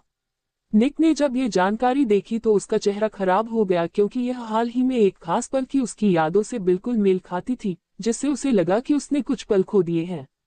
शुक्र है कि किताब के अनुसार स्पेल को ऑक्यूमेंसी शील्ड से ब्लॉक किया जा सकता था। निक ने उन 2 किताबों के बाकी हिस्सों को नजरअंदाज कर दिया क्योंकि वे सिर्फ अटैकिंग स्पेल की जानकारी थी और उस समय उसका समय कम था, जिससे वह उन स्पेल को सीखने में बर्बाद नहीं करना चाहता था जिनकी उसे जरूरत नहीं थी। ऑक्यूमेंसी बुक मददगार भी थी और नहीं भी, क्योंकि उसमें ये तो बताया गया था कि आर्ट कैसे शुरू करें, लेकिन उसके अलावा वह बेवजह साफ नहीं थी। फिर भी निक ने दांत पीसते हुए बाकी दिन ये समझने में बिताया कि असल में यह एक पागल दिमाग की बकवास थी। जबकि यह साफ था कि लेखक को अपनी चीजें पता थी, ये भी उतना ही साफ था कि वे पढ़ने वाले के लिए उस ज्ञान को समझना जितना हो सके उतना मुश्किल बनाना चाहते थे। निक को पक्का नहीं था कि वे ऐसा क्यों करेंगे, लेकिन वह बस कंधे उचकाकर इसे जादूगरों के अजीब होने की वजह मान सकता था। फिर भी डिनर छोड़ने की कीमत पर निक को आखिरकार एक अच्छा बेस मिल गया था, जिसके साथ वह माइंड आर्ट्स पर आगे की रिसर्च के लिए काम कर सकता था। इस रात एल्फ नहीं आया और निक शांति से सो गया। रविवार को सुबह उठकर निक ने स्ट्रेच किया और जम्हाई ली, फिर अपने बिस्तर पर बैठ गया और ऑक्यूमेंसी की किताब की तरह अपना दिमाग साफ किया और कल्पना करने लगा कि उसका जादू उसके दिमाग में कोहरे की तरह घुस रहा है। माना जाता है कि इस हिस्से को करने में सबसे ज्यादा समय लगा, लेकिन क्योंकि निक अपने जादू को कुछ हद तक सीधे कंट्रोल कर सकता था, इसलिए उसने इसे आसानी से कर लिया। लेकिन अगला हिस्सा सबसे मुश्किल था क्योंकि यह इस बात पर पूरी तरह से अलग था कि इसे किसने किया। ये ऑक्यूमेंसी का माइंड एस्केप फेज था जिसमें वहां जमा हुए मैजिक का इस्तेमाल करके अपने मन में अपने परफेक्ट माहौल का एक पर्सनल रिप्रेजेंटेशन बनाना शामिल था। यह मुश्किल इसलिए था क्योंकि जब तक आप सफल नहीं हो जाते तब तक ये जानने का कोई तरीका नहीं था कि वह असल में क्या है। इसका मतलब था कि आपको बार बार कोशिश करनी पड़ती थी। जब तक आप सफल नहीं हो जाते तब तक आप डिफेंस बनाने के बारे में सोचना भी शुरू नहीं कर पाते थे। निक साफ तौर पर बहुत लकी नहीं था क्योंकि अपनी पर्सनैलिटी और आदतों पर गहराई से सोचने के बाद भी वह 5 अलग अलग बार तुरंत फेल हो गया। वोल्केनो नोप, लाइब्रेरी नोप, फौज नोप, बार बार, और सही सीनरी मिलने का कोई इशारा भी नहीं मिला। 1 घंटे तक लगातार फेल होने के बाद निक सिर्फ इशारा कर सका और अपनी आंखें खोल सका क्योंकि रॉन और हैरी जागने लगे थे। खुद ऑक्यूमेंसी इस्तेमाल करने के बावजूद निक डैफ्ने से सलाह नहीं ले सका क्योंकि हर किसी का माइंडस्केप बिल्कुल अलग था। फिर भी वह इस झटके से परेशान नहीं था क्योंकि वह जो चाहता था उसके लिए मेहनत करने को तैयार था। नाश्ते के बाद निक सीधे लाइब्रेरी गया और लाइब्रेरी के पुराने हिस्से में खोजना शुरू किया और जो कुछ भी उसे मिला उसे देखकर वह मुस्कुराए बिना नहीं रह सका। लेजिलिमेंसी और ऑक्यूमेंसी दोनों पर 6 पूरी किताबें और साथ ही 4 किताबें जो एक बार में सिर्फ एक ही विषय को कवर करती हैं। माइंड आर्ट्स पर 10 किताबें बहुत ज्यादा थी, ये देखते हुए कि जानकारी कितनी दुर्लभ थी। ये जानकर कोई हैरानी नहीं हुई कि उनमें से 2 किताबें किसी और ने नहीं बल्कि खुद सालाज़ार स्लिथेरिन ने लिखी थी, क्योंकि वह हीलिंग के सभी पहलुओं में एक बहुत अच्छा जानकार व्यक्ति था। सालाज़ार स्लिथेरिन की किताबें उन किताबों में से थी जिनमें मन की कला के दोनों पहलुओं के बारे में बताया गया था, जिसका मतलब था कि अगर सही तरीके से इस्तेमाल किया जाए तो उनका इस्तेमाल दूसरों को ठीक करने के लिए किया जा सकता है।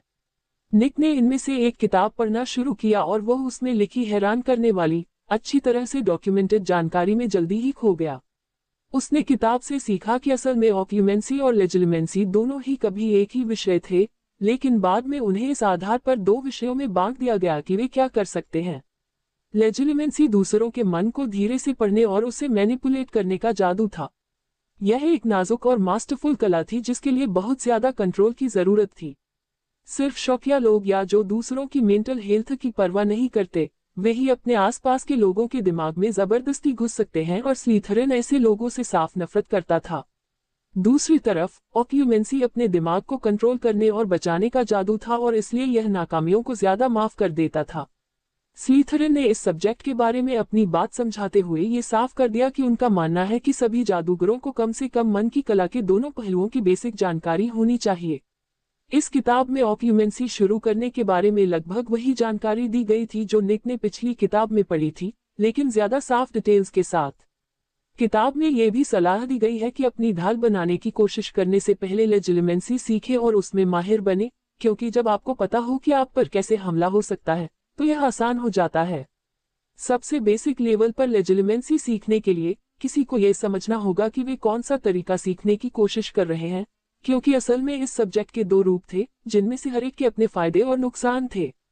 पहली तरह की लेजिलिमेंसी साइलेंट थी, जिसमें आई कांटेक्ट होता था लेकिन कोई वर्बल स्पेल कंपोनेंट नहीं होता था।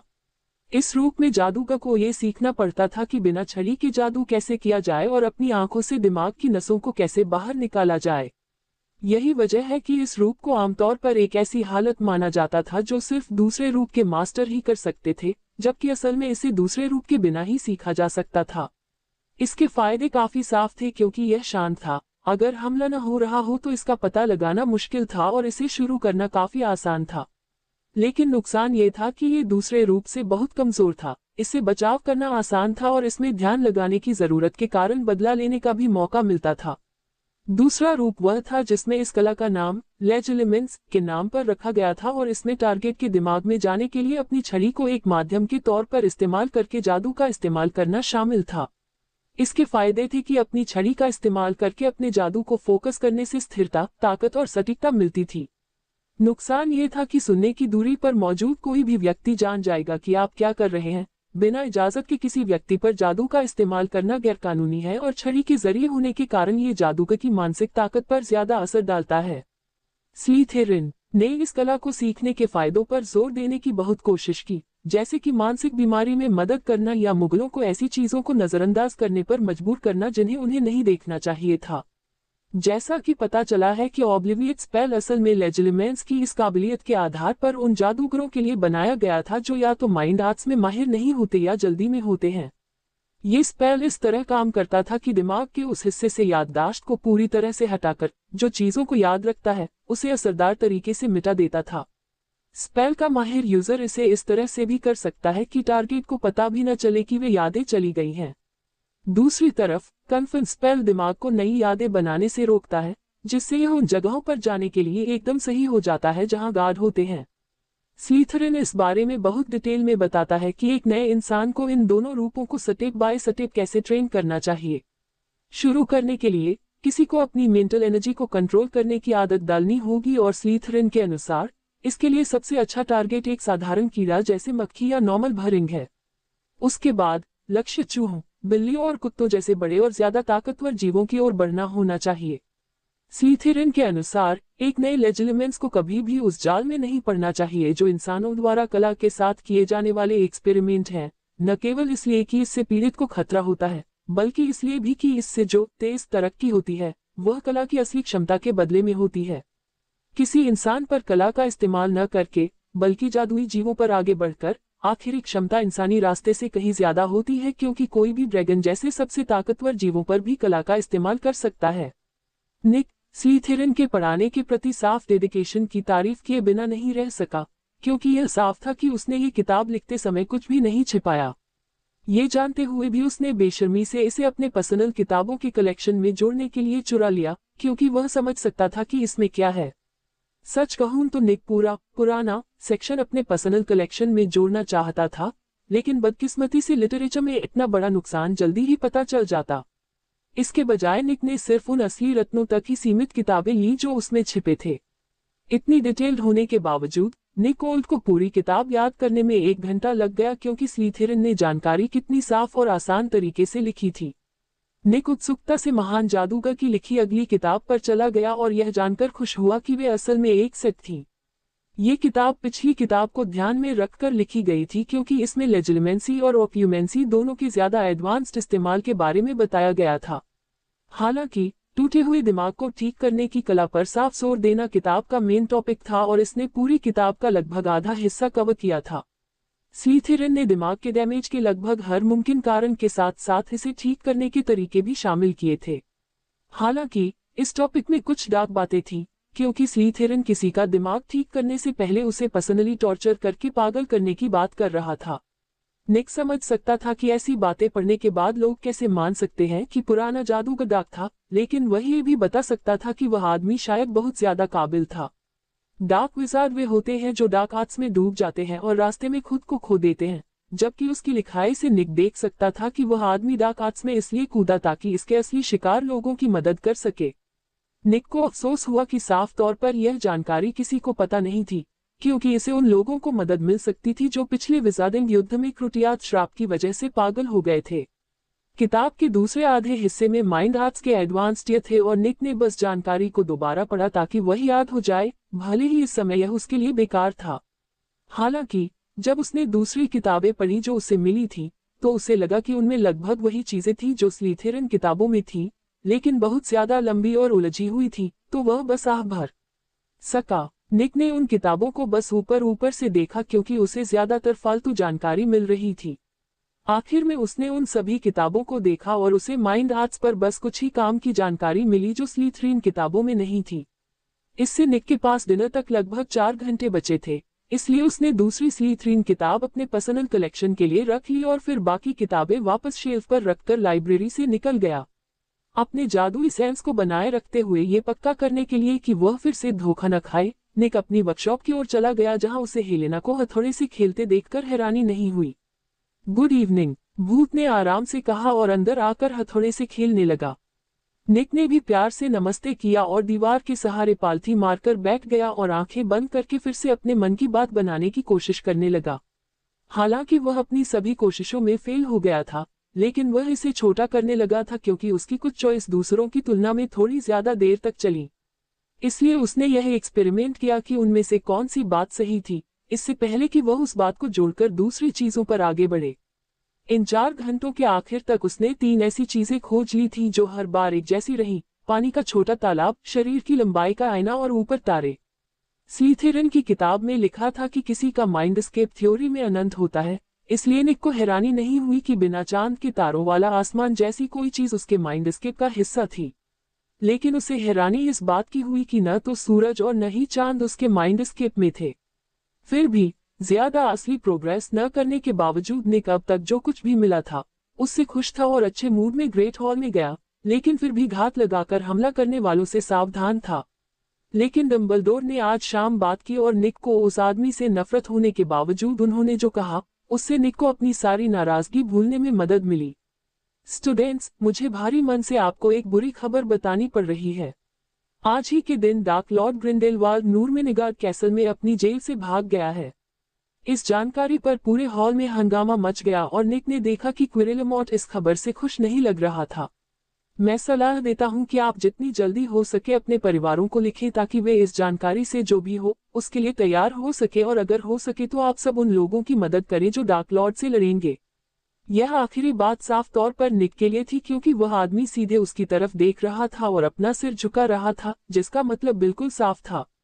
उन दोनों के बीच जो भी दुश्मनी थी उसे पीछे रखना जरूरी था, जबकि ग्रिंडेलवाल्ड जैसा खतरा उन दोनों के लिए आजाद था। निक शायद बूढ़े जादूगर को सच में नापसंद करता हो, लेकिन उसे भी पता था कि इस समय किसी भी तरह का अंदरूनी झगड़ा कितना बुरा होगा।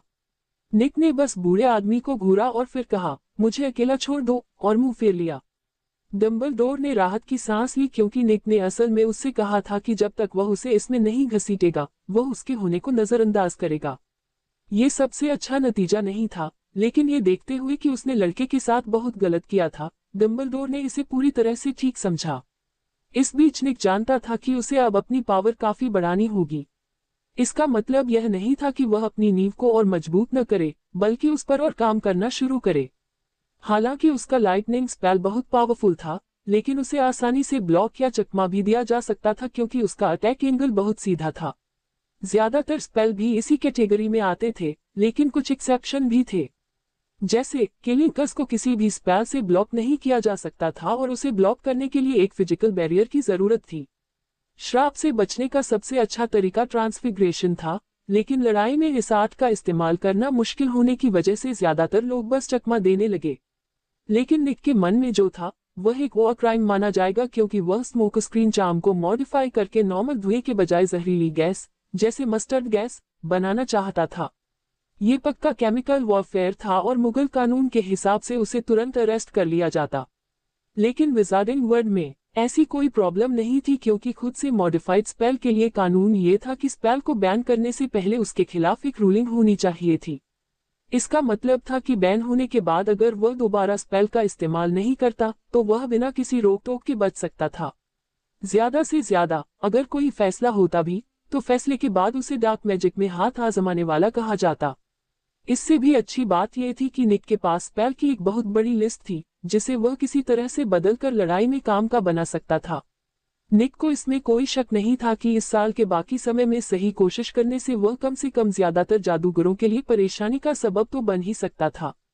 दिन खत्म हुआ और सभी स्टूडेंट्स भविष्य की चिंता में हॉस्टल की ओर चले गए। उसके बाद समय बीतता गया और इस बात के अलावा कि एस्ट्रोनॉमी शुक्रवार को आधी रात को कर दी गई थी, सब कुछ नॉर्मल तरीके से चल रहा था। इस दौरान निक अपने दोस्तों के साथ ज्यादा घूमा फिरा नहीं था क्योंकि वह तैयारियों में बिजी था। बेशक उसने बिना बताए उन्हें ऐसे ही नहीं छोड़ा, बल्कि उन्हें ये बात समझाई भी थी ताकि वे बहुत समझदार हों।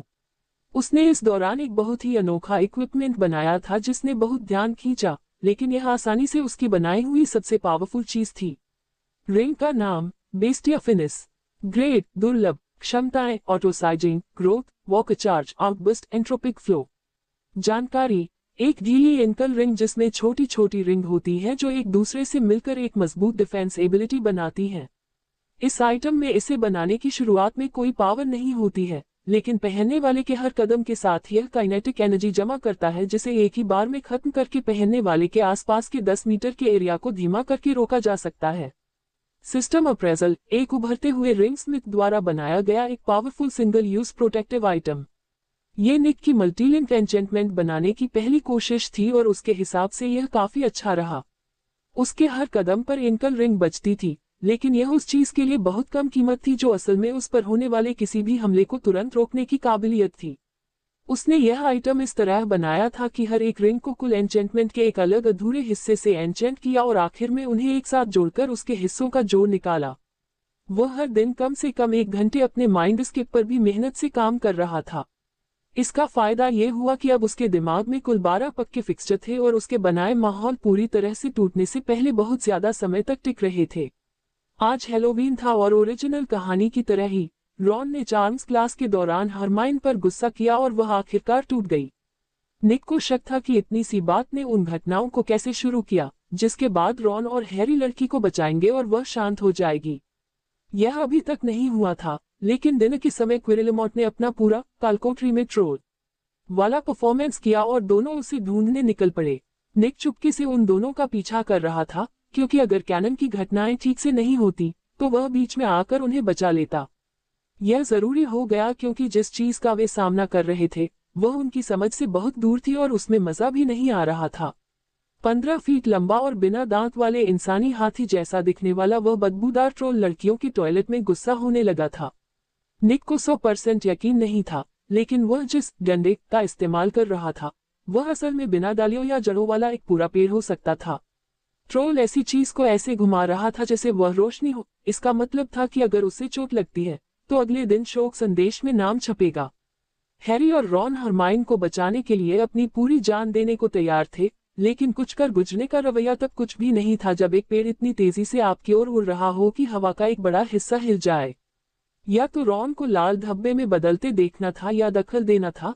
निक ने जल्दी से अपनी छड़ी घुमाई और दूर से डंडे को इतना छोटा कर दिया कि वह रॉन तक न पहुंचे। लेकिन उस समय किसी ने इस पर ध्यान नहीं दिया और रॉन ने एक पल में, जिसे सिर्फ प्लॉट आर्मर कहा जा सकता है, क्लब को ट्रोल के सिर के ऊपर से हवा में घुमाया और फिर सीधे उसकी खोपड़ी के ऊपर गिरा दिया। निक को यकीन था कि वह चीज इसलिए नहीं मरी क्योंकि ट्रोल में अंदर से बहुत ज्यादा ड्यूरेबिलिटी होती है। इससे पहले कि कोई उसे पकड़ता, निक पास के एक शॉर्टकट से तेजी से उस जगह से निकल गया। अगले दिन जब ये कहानी स्कूल में फैली तो ये काफी गॉसिप का विषय बन गई क्योंकि रॉन अपना मुंह बंद नहीं रख पा रहा था। निक ने बेशक एक सपोर्टिव दोस्त की तरह अपनी भूमिका निभाई और यह नहीं बताया कि उसके दखल के बिना रॉन अभी मर चुका होता। ये हरमाइन में तुरंत बदलाव नहीं था, लेकिन अगले कुछ दिनों में उसने धीरे धीरे अपनी थोड़ी चिड़चिड़ाहट कम कर ली। वह अभी भी निक से खुश नहीं थी, लेकिन ऐसा नहीं लग रहा था कि उसे कोई दिक्कत है, जो उसके हिसाब से अच्छी तरक्की थी। जब वह बिना बुलाए निक के दोस्तों के छोटे ग्रुप में शामिल हुई तो चीजें काफी अजीब हो गईं, लेकिन उनमें से ज्यादातर ने निक की बात मान ली और ज्यादा परवाह नहीं की। हैलोवीन के अगले दिन रॉन और हैरी ने स्नैप को लंगड़ाते हुए देखा और सोचा कि शायद पिछली रात वाले ट्रोल से उसका कुछ लेना देना हो। यह अजीब है, वह ऐसा क्यों करेगा? ट्रेसी ने यकीन न करते हुए कहा। मैं तुम्हें बता रही हूँ कि वह कल ठीक था और अब वह लंगड़ा कर इधर उधर घूम रहा है। यह कोई इत्तेफाक नहीं हो सकता। रॉन ने अपनी बात पर पक्का यकीन करते हुए कहा। तुम्हें मानना होगा कि यह थोड़ा शक वाला है, हैरी ने रॉन का साथ देते हुए कहा। हरमाइन भी इस बात पर यकीन करती दिखी क्योंकि सारे फैक्ट्स एक जैसे लग रहे थे। निक ने साफ तौर पर इससे दूर रहने की कोशिश की और ऐसा दिखाया जैसे उसे बातचीत से ज्यादा आर्किटेक्चर में दिलचस्पी हो। ये बात जाहिर है कि रॉन को पता चल गई थी क्योंकि वह अपनी जान बचाने के लिए सोशल इशारे नहीं समझ पा रहा था और उसने निक से पूछा कि वह क्या सोचता है। मुझे लगता है कि मेरे पास इतनी परेशानियां हैं कि मैं सबसे नफरत करने वाले प्रोफेसर के बारे में गॉसिप करने के बजाय उनके बारे में सोचता रहता हूँ, निक ने कंधे उचकाते हुए कहा। रॉन ने एक पल के लिए उसे देखा, फिर सहमति में सिर हिलाया और आने वाले क्विडिच गेम के लिए बातचीत छोड़ दी। हैरी के पास गेम में एडजस्ट होने के लिए कुछ महीने थे, इसलिए अब उसे कुछ ही दिनों में अपने पहले असली गेम में भेजा जाने वाला था। वह बेशक थोड़ा नर्वस था और उम्मीद कर रहा था कि उसे स्टेज फ्राइट न हो क्योंकि पूरा स्कूल उसे देख रहा होगा। तुम बहुत अच्छा करोगे दोस्त, बस तुम इंतजार करो, निक ने हिम्मत दी और बाकी लोग भी शामिल हो गए जिससे लड़के के चेहरे पर मुस्कान आ गई। सबसे अच्छी बात यह है कि मुझे एक ट्रिक पता है जो मुश्किल में तुम्हारी मदद कर सकती है, निक ने मुस्कुराते हुए कहा। हैरी ने कंफ्यूजन में अपना सिर थोड़ा झुका लिया। लेकिन मैं मैच में अपनी छड़ी का इस्तेमाल नहीं कर सकता, यह नियमों के खिलाफ है, उसने सीरियसली कहा। निक ने मजाक उड़ाया। तुम्हें लगता है कि मुझे यह नहीं पता? नहीं, ये ट्रिक एक क्विडिच एक्सक्लूसिव है जिसे लॉन्चिंग बूम कहते हैं, उसने कहा और ट्रेसी और रॉन दोनों की आंखें बड़ी हो गईं। क्या तुम उसे मरवाना चाहते हो? रॉन डर के मारे चिल्लाया। लॉन्चिंग बूम क्या होता है? हैरी ने बिना मतलब समझे पूछा। ठीक है, तो बेसिकली अगर गेम में किसी भी पॉइंट पर तुम्हें अचानक एक पल के लिए बहुत तेज चलना हो तो तुम अपनी झाड़ू पर थोड़ा सा आगे झुको, लेकिन इतना नहीं कि असल में हिल सको। फिर तुम्हें झाड़ू में एनर्जी बनती हुई महसूस होगी और जिस पल तुम झाड़ू को असल में तेज करने के लिए पूरी तरह से धक्का दोगे, वह जमा हुई एनर्जी से बहुत तेज चलेगी, निक ने सीरियसली समझाया। उसने तुम्हें यह नहीं बताया कि ज्यादातर लोग जो इस टेक्निक का इस्तेमाल करने की कोशिश करते हैं वे अपनी झाड़ू पर से कंट्रोल खो देते हैं और जोर से गिर जाते हैं। ट्रेसी ने सीरियसली कहा। निक ने मजाक उड़ाया, वाह, हैरी झाड़ू चलाने में माहिर है और मैं स्नैप को टूटू में देखना ज्यादा पसंद करूंगा बजाय इसके कि वह अपनी किसी गलती की वजह से अपनी झाड़ू पर से कंट्रोल खो दे। निक ने बचाव करते हुए चुपके से ये भी इशारा किया कि अगर हैरी की झाड़ू खराब हो गई तो किसी को उस पर हमला करना होगा। किसी को यह एहसास नहीं हुआ, लेकिन हैरी के टैलेंट के बारे में उससे बहस नहीं की क्योंकि वे सबने इसे देखा था। हालांकि उन्होंने हैरी को ये टेक्निक तब तक न करने के लिए मना लिया जब तक वह इसकी प्रैक्टिस न कर ले। निक अपनी रोज की आदत के मुताबिक करीब 1 घंटे तक घूमने के बाद ग्रुप से अलग हो गया और शांति से वर्कशॉप की तरफ चला गया। वह आखिरकार हॉगवर्ट्स की हवा में मौजूद बहुत ज्यादा जादू के साथ एडजस्ट हो गया था, इसलिए उसने इस समय अपने मैजिकल सेंस को कभी बंद नहीं किया। अपने एल्विन ट्रांसफॉर्मेशन के आखिर में आए अचानक आई प्रॉब्लम की वजह से उसने अभी तक रिफ्लेक्स का रिचुअल नहीं किया था। जैसा कि पता चला, नाइट आई की रिचुअल जैसा उसके फिजिकल बॉडी में एक छोटा सा बदलाव ठीक था क्योंकि इससे उस पर ज्यादा असर नहीं पड़ा, लेकिन रिफ्लेक्स का रिचुअल मुश्किल था क्योंकि इसने उसके शरीर के पूरे रिएक्शनरी सिस्टम को ऑप्टिमाइज कर दिया था और जैसा कि पता चला, यह एक बहुत बड़ा बदलाव था। रिचुअल से नर्व्स, मसल्स और सिग्नल स्पीड सब कुछ पूरी तरह से बदल गया था और अगर उसका फिजिकल ट्रांसफॉर्मेशन रिचुअल के असर से टकराता तो वह ज्यादा से ज्यादा दर्द में और ज्यादा से ज्यादा मर सकता था। कहने की जरूरत नहीं है कि वह ऐसा रिस्क लेने को तैयार नहीं था और इसलिए उसने रिचुअल को तब तक के लिए टाल दिया जब तक उसका ट्रांसफॉर्मेशन पूरा नहीं हो गया। वर्कशॉप का दरवाजा खोलते ही निक ने देखा कि हेलेना अपने हथौड़े से कैनवस पर ध्यान से पेंटिंग कर रही थी, जिसमें एक ब्रश लगा हुआ था। शाम हेलेना, उसने कहा और उसने अपने काम से नजरें हटाए बिना बस अपना हाथ उसकी तरफ हिलाया। ये तब हुआ जब उसने बार बार उससे हथौड़े में पेंट ब्रश लगाने की गुजारिश की ताकि वह जिंदा रहते हुए अपने पुराने शौक को फिर से शुरू कर सके। निक को इस पर शक था क्योंकि उसकी राय में हथौड़े पर पेंट ब्रश लगाना अजीब लगता था और उसका भूत करीब 1000 साल पहले मर चुका था, इसलिए वह पेंटिंग की कला में नहीं लग सकती थी। लेकिन वह गलत साबित हुआ जब उसने हमेशा मददगार हाउस एल्व्स की वजह से उसे कुछ पेंटिंग का सामान दिलाया। इसी समय निक को उसने बताया कि अगर भूत पागल नहीं होते तो वे कभी पागल नहीं होते, क्योंकि उनका दिमाग असल में उसी हालत में लॉक हो जाता है जिसमें वे मरने के समय थे। इसका मतलब था कि जब वे जिंदा थे तो उनके पास जो भी स्किल्स थी वे उम्मीद के मुताबिक खत्म नहीं हुई। बोनस के तौर पर निक ने तस्वीरों को उनके चलते फिरते वर्षन में बदलने का मंत्र सीख लिया था, क्योंकि हेलेना को लगता था कि अगर उनकी कला एक जगह रुकी हुई हो तो अधूरी है। हालांकि जीवित पेंटिंग इस मंत्र से जिंदा की गई पेंटिंग से अलग थी, क्योंकि जिस व्यक्ति की पेंटिंग बनाई गई थी उसकी यादें और पर्सनैलिटी उसमें डाल दी गई थी। दीवार के सहारे पालथी मारकर बैठ गया।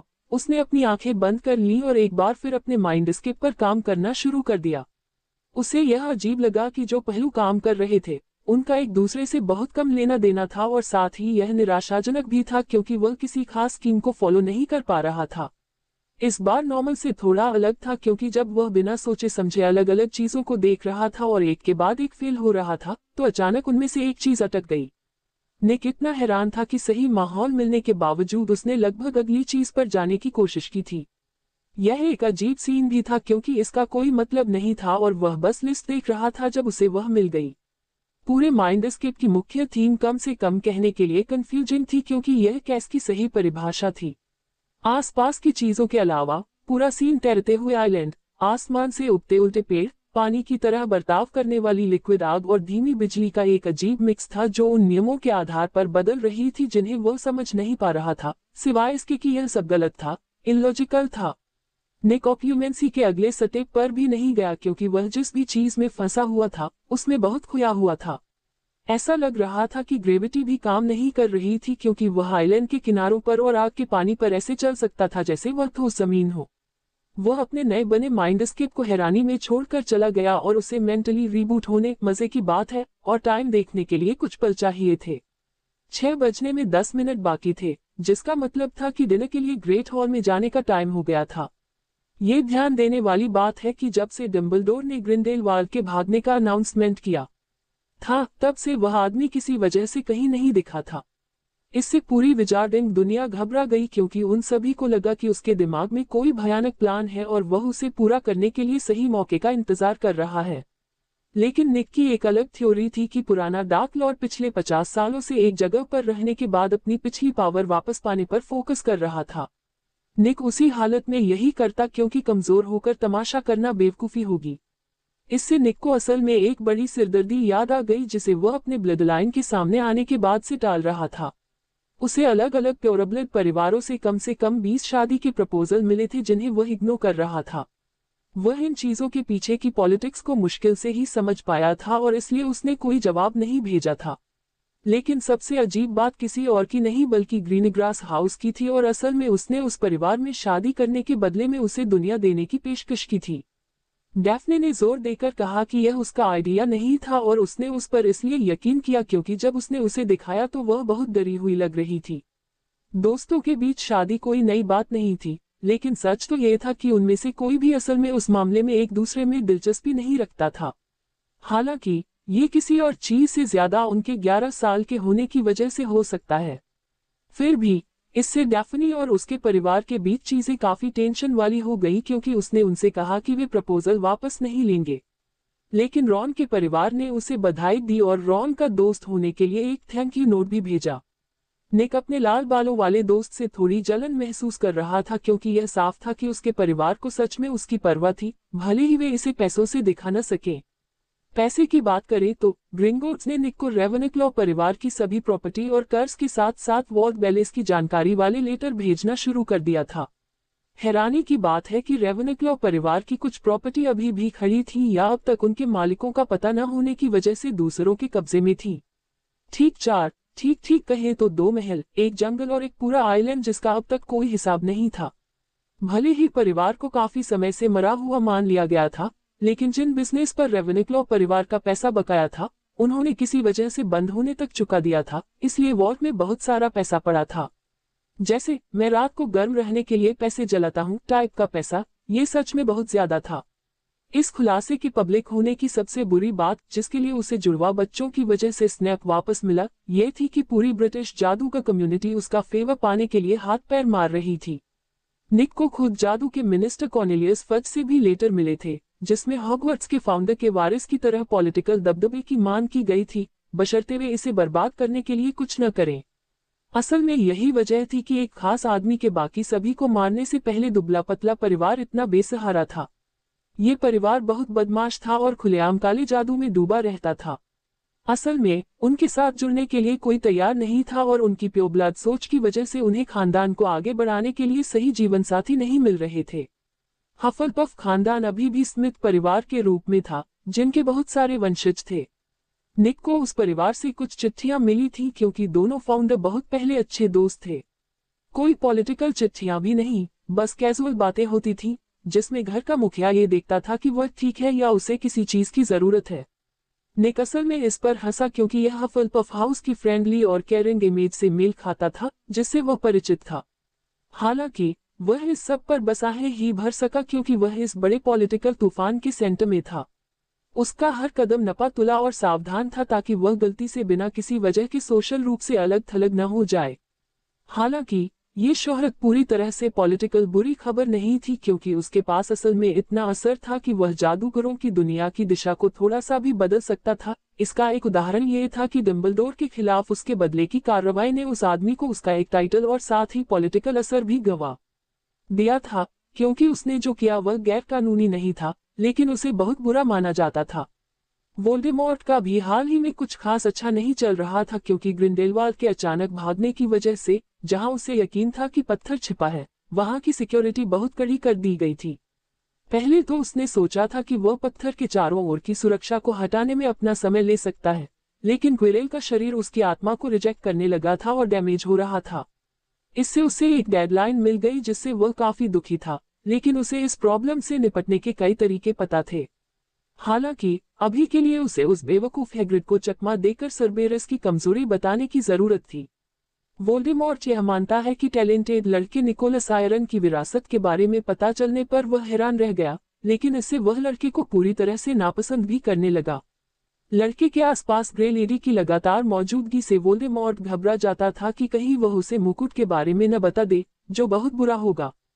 हालांकि ये डर बेकार साबित हुआ क्योंकि न केवल मुकुट वही था जहां उसने उसे छोड़ा था, बल्कि लड़के ने खुद को स्कूल के इंचार्ज उस बूढ़े बेवकूफ से पूरी तरह अलग कर लिया था। लड़के की बुरी तरह से बदले की कार्रवाई पर बूढ़े आदमी का रिएक्शन देखना मजेदार था। उसकी इतनी भी विनम्र राय में यह एक जबरदस्त झटका था। हालांकि सेवेरस की तारीफ करनी होगी कि उसने वीजली लड़के से रिजल्ट पढ़वाकर सिचुएशन को कैसे हैंडल किया। पहली नजर में किसी ने ध्यान नहीं दिया कि आयरन बॉय सीधे डंबलडोर को कोसने ही वाला था और वह बस बूढ़े आदमी पर गुस्सा था। बिल्कुल, सेवेरस ने ये शर्त लगाई थी कि कागजों पर जो कुछ भी लिखा होगा वह लड़के को किसी भी नतीजे से बचाएगा, और वह जीत भी गया। फाउंडिंग हाउस रेवेनिक्लो का वारिस और लॉर्ड का टाइटल किसी भी शक्ल में छिपने के लिए कोई छोटी ढाल नहीं थी। लड़के ने सेवेरस की तरफ से अपनी प्राइवेसी में दखल देने का थोड़ा बदला लिया था, लेकिन वह साफ तौर पर अपने नौकर से इस बात के लिए नफरत नहीं करता था, इसलिए ये ठीक था। वोल्डेमॉर्ट ने लड़के को अभी अकेला छोड़ने का फैसला किया था क्योंकि वह उस पॉलिटिकल सुपरस्टॉर्म से भटक जाएगा जिसमें वह काफी समय से फंसा हुआ था, जिससे वह अभी के लिए कोई खतरा नहीं था। ग्रिंडेलवाल्ड की मौजूदगी वोल्डेमॉर्ट के मन में ज्यादा चिंता की बात थी क्योंकि उसके और डंबलडोर के लेवल के किसी दूसरे इंसान का बाहर घूमना उसके फ्यूचर प्लान्स के लिए अच्छा नहीं था। नहीं, असल में यही ईमानदारी से कहा जा सकता है कि यह उसके प्लान के लिए सबसे बुरी बात थी क्योंकि पिछले डार्क लॉर्ड में साफ तौर पर वे नैतिक सीमाएं नहीं थीं जो डंबलडोर में थीं। वोल्डेमॉर्ट हमेशा इसी तरह से बूढ़े आदमी से भिड़ता था, दूसरों की जिंदगी को उस बूढ़े मूर्ख को दबाने के लिए टूल की तरह इस्तेमाल करता था। दूसरी ओर, अगर ग्रिंडेलवाल्ड उस पर यह चाल चलने की कोशिश करता तो शायद वह उस पर हंसता। मैं अभी भी पॉटर बॉय का ध्यान रख सकता हूँ क्योंकि मैं अपनी पुरानी शान वापस पाने के लिए काम कर रहा हूँ। डार्क लॉर्ड ने पॉटर के वंशज के आने वाले क्विडिच मैच को याद करते हुए सोचा। इस बीच निक खुद से बहस कर रहा था कि जब हेलेना ने आखिरकार उसे इसके बारे में बताया तो डायडम में से सोल शॉर्ड को निकालने के क्या फायदे और नुकसान हैं। साफ तौर पर उसे लगा कि आत्माओं को फिजिकली छूने की उसकी काबिलियत रोवेना रेवेनिक्लो के डायडम को शुद्ध करने में बहुत काम आएगी। वह बिल्कुल गलत नहीं थी क्योंकि वह थ्योरी के हिसाब से बिना किसी परेशानी के सीधे आइटम से शॉर्ट खींच सकता था, लेकिन इसे उसकी अपनी आत्मा शॉर्ट के खराब असर के सामने आ जाती। निक इतना घमंडी नहीं था कि यह मान ले कि इस तरह के काले जादू से उसे खराब करना नामुमकिन है, जिसकी वजह से वह आज इतनी परेशान है। एक तरफ तो इससे बाद में इसी प्रॉब्लम से निपटने की जरूरत लगभग खत्म हो जाती, लेकिन साथ ही वह अपनी आत्मा से ऐसी गंदी चीज को छूने के ख्याल से भी सच में अजीब महसूस कर रहा था। अगर उसे आत्माओं के बारे में काफी पता होता तो वह बस एक अंगूठी बना लेता जो संपर्क में आने पर टुकड़ों को खा जाती, लेकिन इस मामले में वह बहुत पीछे था। लाइब्रेरी का पुराना सेक्शन भी ज्यादा मददगार नहीं था क्योंकि उसे अपनी खोज में आत्माओं पर सिर्फ एक ही किताब मिली थी और वह इतनी ज्यादा मुश्किल और हाई लेवल की थी कि वह पहले पैराग्राफ से आगे नहीं बढ़ पाया। निक एक मुश्किल में था, एक मुश्किल जगह और एक भूखे ड्रैगन के बीच फंस गया था और वह ये जानता था। करो, मत करो या टाल दो, ये उसके ऑप्शन थे और सच कहूं तो उनमें से कोई भी बहुत अच्छा नहीं था। इसके अलावा हॉरक्रक्स पर बेसिलिस्क वेनम का इस्तेमाल करके और मुकुट को पूरी तरह से बेकार कर देने का खतरनाक ऑप्शन था। निक के पास अभी जो पैसा था उससे वह उन कुछ लोगों से जहर मंगवा सकता था जो फायदे के लिए इस जानवर को पालने के लिए पागल थे। जो भी हो, मैं इस पूरे मामले को बाद में देख लूंगा, उसने सोचा और शांति से क्विडिच पिच की ओर चला गया। दिन तेज और ठंडा था लेकिन निक को ठंड से कोई फर्क नहीं पड़ा क्योंकि उसके सर्दियों के कपड़े काफी मोटे थे। ये गेम सीजन का पहला था और ग्रिफिंडोर और स्लीथेरिन के बीच खेला गया था, लेकिन इस वजह से निक, रॉन और हरमियोन, ट्रेसी और डैफनी से बिल्कुल अलग स्टैंड पर थे, जो अपनी टीम को चीयर करने आए थे। ब्लडी हेल निक, तुम्हें ठंड कैसे नहीं लग रही? रॉन ने सर्दियों के कपड़ों के बावजूद कांपते हुए शिकायत की। निक ने आंखें घुमाई और अपनी छड़ी रॉन की तरफ तान दी। सोल्स कैलोर, उसने कहा और रॉन ने राहत की सांस ली क्योंकि वार्मिंग चार्म ने उस पर असर किया। इस बीच हरमाइन एक बंद कांच का जार पकड़े हुए थी जिसमें एक चमकदार नीली लौ थी। नीली बेल की लौ अपने कम तापमान के कारण क्राफ्टिंग के लिए इस्तेमाल नहीं की जा सकती, लेकिन गर्म रहने के लिए एकदम सही है। निक ने लड़की की तरफ प्यार से सिर हिलाते हुए कहा, जिसे वह पसंद करती दिखी। तुम्हारे स्पेल के बारे में क्या? मुझे लाइब्रेरी में ऐसा कोई स्पेल नहीं मिला, उसने हैरानी से पूछा। निक मुस्कुराया, यह एक कम जाने पहचाने वार्मिंग चार्म का मॉडिफिकेशन है जो किसी पर बस कुछ देर के लिए गर्म हवा मारने के बजाय उससे चिपक जाता है। उसने उसके मुंह पर हंसते हुए कहा, हो सकता है कि लड़की लगातार खुद को उससे कंपेयर करने की कोशिश न कर रही हो, लेकिन इसका मतलब यह नहीं था कि उसमें अब भी कॉम्पिटिटिव स्ट्रीक नहीं थी जो जब भी उसे दिखाया जाता था दिखती थी। निक का स्पेल उन दोनों में साफ तौर पर बेहतर था क्योंकि इसके लिए उसके जैसे जार की जरूरत नहीं थी। फिर भी हरमाइन इतनी जिद्दी नहीं थी कि जब बेहतर ऑप्शन था तो अपना ही स्पेल इस्तेमाल करने पर अड़ी रहे।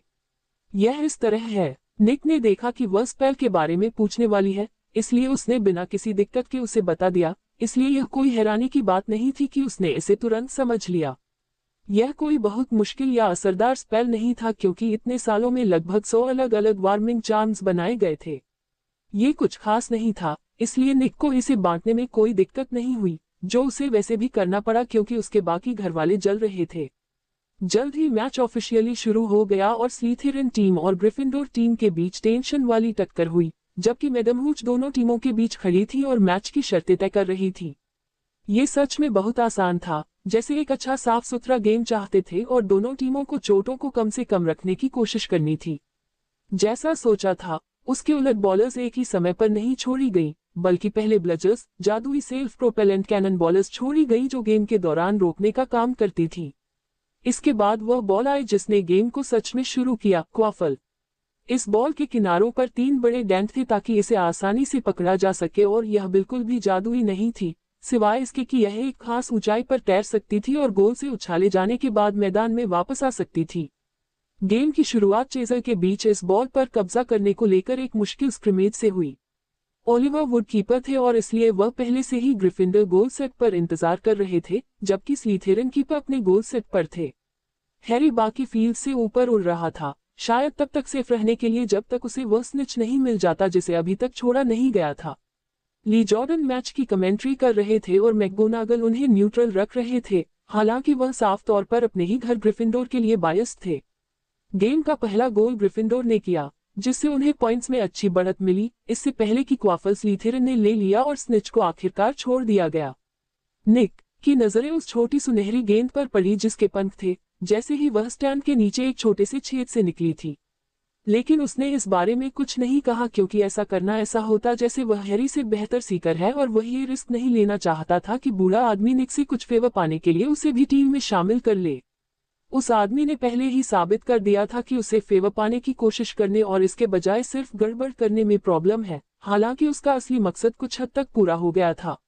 निक अब उससे बिल्कुल नहीं डरता था और अब सिर्फ उस प्रॉब्लम वाले बूढ़े बकरे से दूर रहने की कोशिश कर रहा था।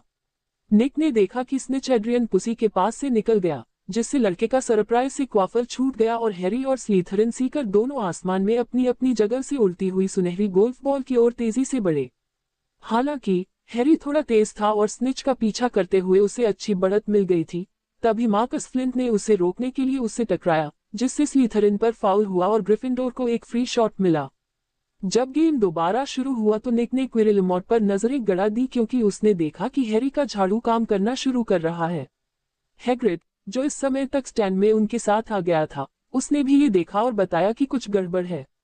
हरमाइन हमेशा भरोसेमंद इंसान थी, उसने बताया कि कैसे स्नैप बड़ों के स्टैंड से हैरी को घूर रहा था और कुछ बुदबुदा रहा था, फिर कुछ करने के लिए भागना चाहता था, लेकिन निक ने उसे रोक दिया। उसने अपनी छड़ी उठाए और पिच के पार क्विरेल की ओर इशारा किया, तभी उसमें से एक अदृश्य पल्स सीधे उस भूतिया आदमी की ओर गई। क्विरेलमॉट तुरंत पीछे हट गया क्योंकि एक अदृश्य लेजिलिमेंसी अटैक ने उस पर हमला किया, जिससे उसका ध्यान टूट गया और हैरी की झाड़ू भी जादू से आजाद हो गई। निक ने जल्दी से अपनी छड़ी छिपा ली, इससे पहले कि किसी को पता चले कि क्या हुआ, और रॉन और हरमियोन दोनों ने उसे अजीब तरह से देखा, लेकिन उसने बस अपना सिर हिलाया और वापस गेम पर ध्यान दिया। क्विरेलमॉट उस समय बहुत गुस्से में लग रहा था क्योंकि उसका चेहरा लाल हो गया था और उसकी गर्दन की नसें उभर आई थी, जबकि वह अपने दांत पीस रहा था। उसने भीड़ को देखा कि कौन उसके दिमाग पर हमला करने की हिम्मत करता है, लेकिन उसने देखा कि लोग गेम पर ध्यान दे रहे थे और वह निराश हो गया और उसे अपना गुस्सा निकालने की कोई जगह नहीं मिली। वह आदमी गुस्से में स्टैंड से चला गया, लेकिन हर कोई मैच देखने में इतना बिजी था कि किसी को परवाह नहीं थी। इस बीच हैरी ऐसा लग रहा था जैसे उल्टी करने वाला है, लेकिन उसने वह स्निच थूक दिया जो किसी तरह उसके मुंह में फंस गया था। मुझे स्निच मिल गया, उसने उसे ऊंचा पकड़े हुए कहा और गेम खत्म होते ही भीड़ पागल हो गई। कुल मिलाकर यह एक बहुत तेज मैच था जिसे खत्म होने में मुश्किल से 30 मिनट लगे, जबकि इसमें और भी ज्यादा समय लग सकता था। असल में एक गेम को खत्म होने में पूरे 8 दिन लगने का वर्ल्ड रिकॉर्ड था, क्योंकि सीकर्स बार बार रुक रहे थे और कोई भी स्कोर नहीं कर रहा था। पूरा मैच खत्म होने के बाद हैग्रिड दोस्तों के ग्रुप के लिए चाय बना रहा था और हरमाइन और रॉन हैग्रिड के साथ पहले हैरी की जान लेने की कोशिश में स्नैप के शामिल होने के बारे में बहस करने लगे।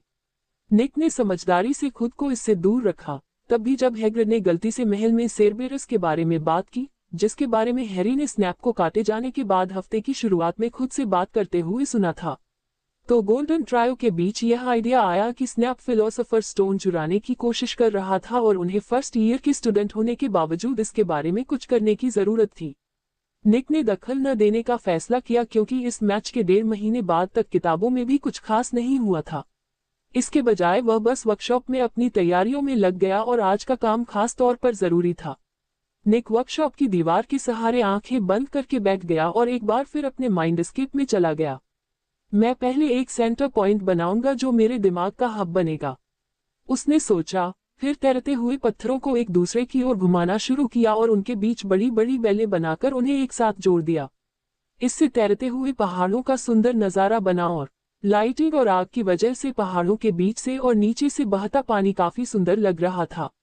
इसके बाद वह अपनी मर्जी से आइटम के पहलुओं के साथ हवा में ऊपर उठा और पहाड़ों के बीच में मौजूद सबसे बड़ी तैरती हुई चट्टान पर उतरा। बस थोड़ी देर में उसका ऊपरी हिस्सा चपटा और चिकना हो गया और निक ने अपने माइंडस्केप के सेंटर को जबरदस्ती इस जगह पर ले जाकर असली काम शुरू किया। जैसे ही बदलाव हुआ, पूरा माइंडस्केप कांप उठा, लेकिन आखिर में स्थिर और मजबूत बना रहा।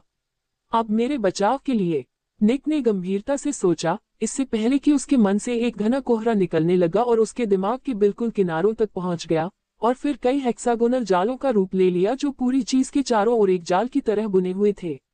ऑक्यूमेंसी शील्ड्स की खास बात यह थी कि वे बहुत हद तक मालिक की सोच पर निर्भर करती थी।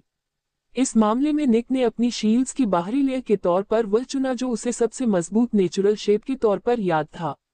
ऑक्यूमेंसी शील्ड्स को सिर्फ एक लेयर का होना जरूरी नहीं था, बल्कि वे यूजर की पसंद के हिसाब से मुश्किल या आसान हो सकती थी।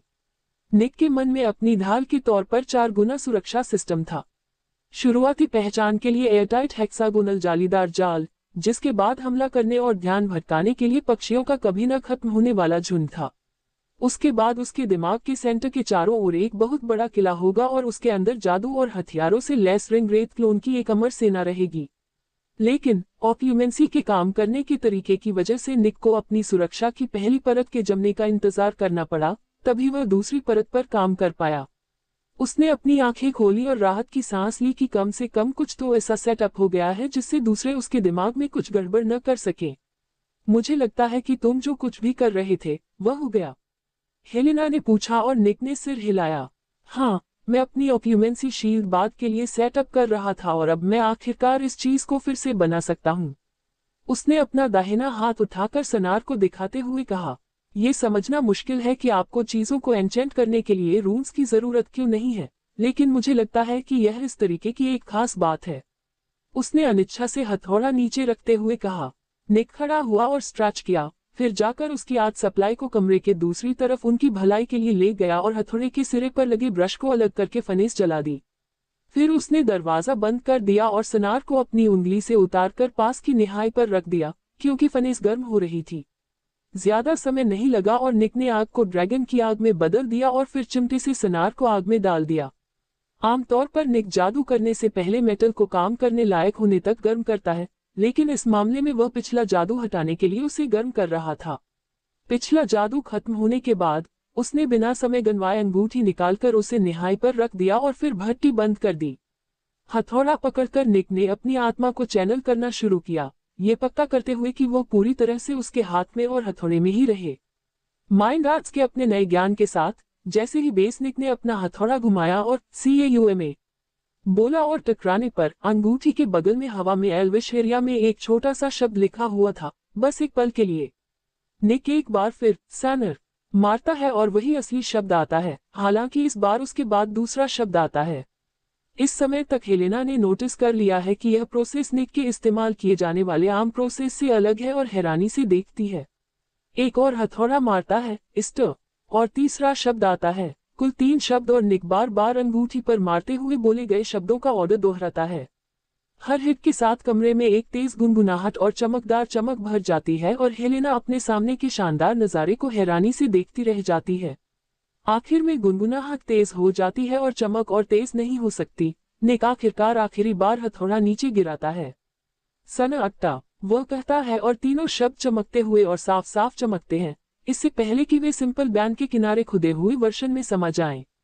जैसे ही फोजिंग पूरी हुई, निक बहुत कमजोर हो गया, लेकिन पिछली बार जब उसने शब्द मिलाने की कोशिश की थी, उसके उलट इस बार उसे कोई झटका नहीं लगा, हालांकि उसे लग रहा था कि यह बहुत करीबी बात थी। उसने लेम्बास ब्रैड की एक पूरी रोटी बड़े चाव से खा ली क्योंकि उसका शरीर खुद को खाने ही वाला था।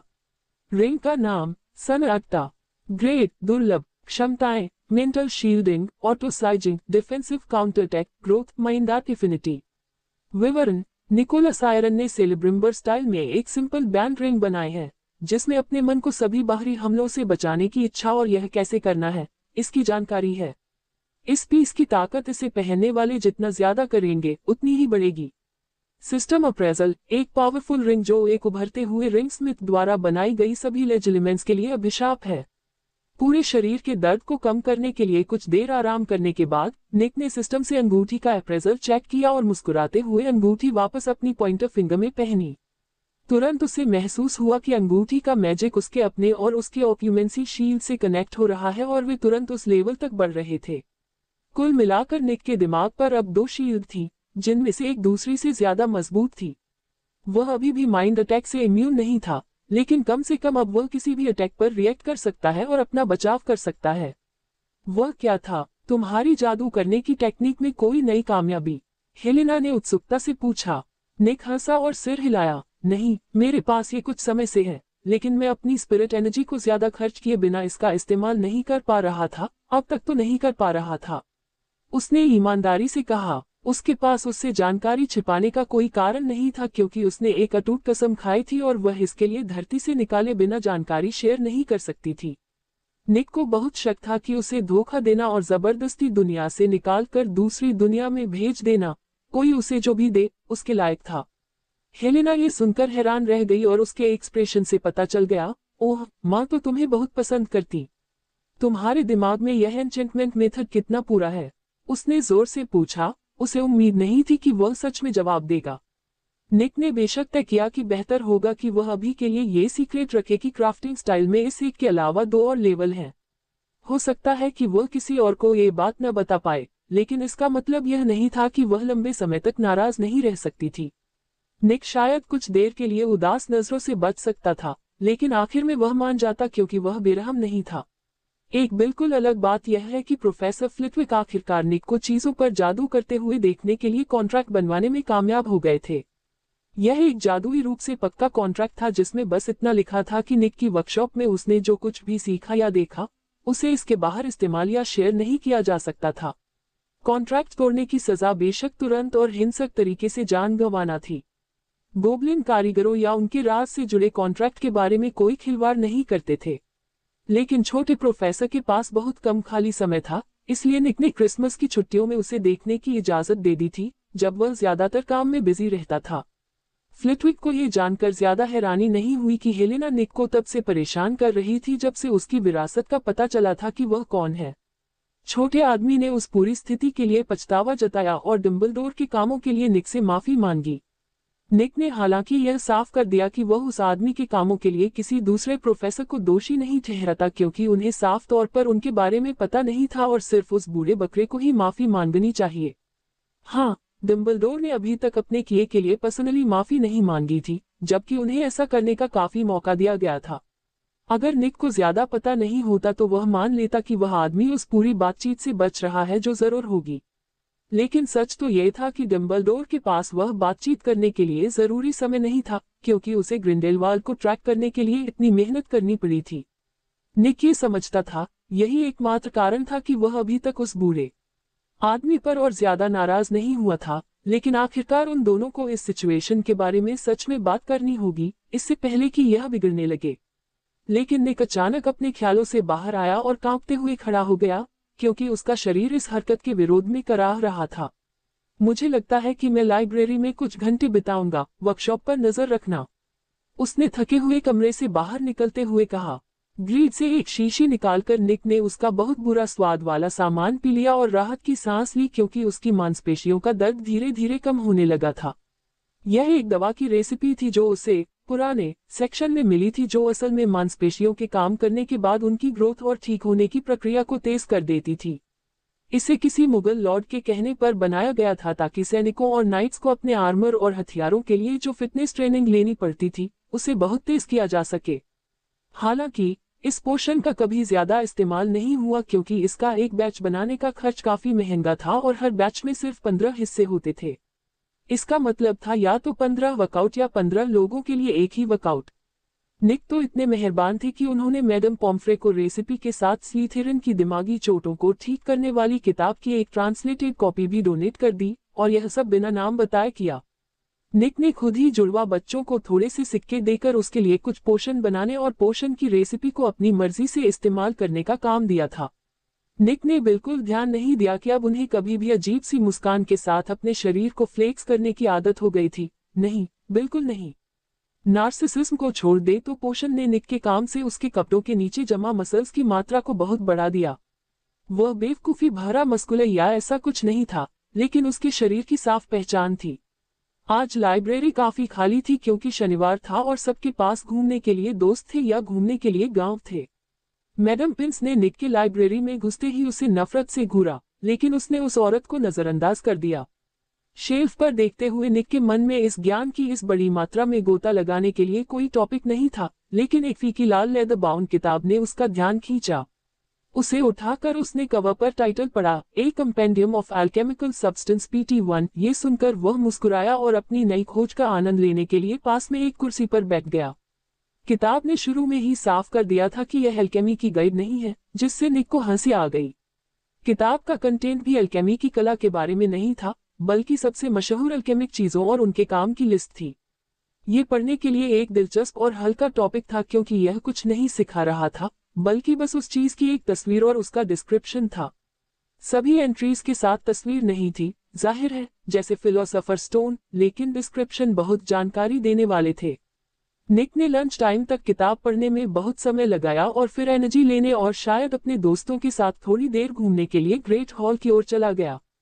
खाने के समय सब कुछ ठीक चल रहा था, तभी एक चमकता हुआ तेंदुआ ग्रेट हॉल में घुसा और डंबलडोर की ओर दौड़ा, फिर गायब हो गया और उस आदमी को परेशान सा छोड़ गया। निक ने तेंदुए को एक पेट्रोनस के रूप में पहचाना और अंदाजा लगाया कि उसके मालिक ने हेडमास्टर को एक जरूरी मैसेज देने के लिए उसका इस्तेमाल किया था। मैसेज जो भी था, वह आदमी बहुत परेशान लग रहा था और वह जल्दी में ग्रेट हॉल से निकल गया। आज सुबह फ्रांस के बाहरी इलाके में एक छोटे से शहर में, जहां सर्दियों का मौसम था, एक लंबा आदमी, जिसका शरीर पतला था, बड़े करीने से कंघी किए हुए सफेद बाल और क्लीन शेव चेहरा, गहरे हरे रंग के सूट में शहर में आया। उस आदमी की आंखों का रंग दो अलग अलग था और उसके चेहरे पर एक शांत मुस्कान थी। ये ग्रिंडेलवाल्ड था, लेकिन पहले की तरह बूढ़ा और कमजोर दिखने के बजाय अब वह जवान और ताकत से भरा हुआ लग रहा था। Pop pop pop. ग्रिंडेलवाल्ड के पास 3 जोरदार पॉपिंग की आवाजें आईं और अब उस काले लॉर्ड के आसपास की जगह में उत्सुक चेहरे वाले 3 लोग अचानक हवा में दिखाई दिए। सर, तीनों जादूगरों ने कहा और ग्रिंडेलवाल्ड को इज्जत से सलाम किया।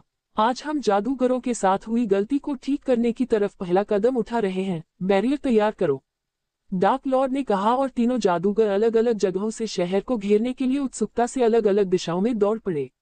बड़े भले के लिए कुछ कुर्बानियां जरूरी हैं और मैं इस काम में आपके योगदान के लिए आपको धन्यवाद देता हूं, ग्रिंडेलवाल्ड ने ईमानदारी से कहा और शहर को झुककर प्रणाम किया, फिर अपने सूट के दाहिने हिस्से से एक छड़ी निकाली और बैरियर का अपना हिस्सा खड़ा कर दिया। अभी की बात करें तो डंबलडोर को उस जानकारी से सिर्फ डर लग रहा था जो मिनिस्ट्री में उनके भरोसेमंद किंग्सले शेकलबोर्ड ने उन्हें दी थी। फ्रांस के एक पूरे शहर को एक बड़े रिचुअल में बलि चढ़ा दिया गया था, जिसका मकसद बिल्कुल पता नहीं था और उस पर गेलेट का जादुई निशान था।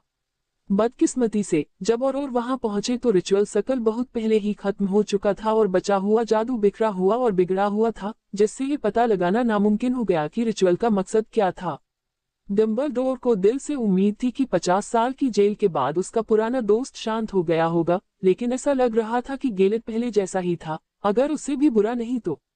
डंबलडोर को नहीं पता था कि उसके पुराने दोस्त ने क्या प्लान बनाया था, लेकिन उसे यह पता था कि इसका दुनिया के लिए कोई अच्छा मतलब नहीं था।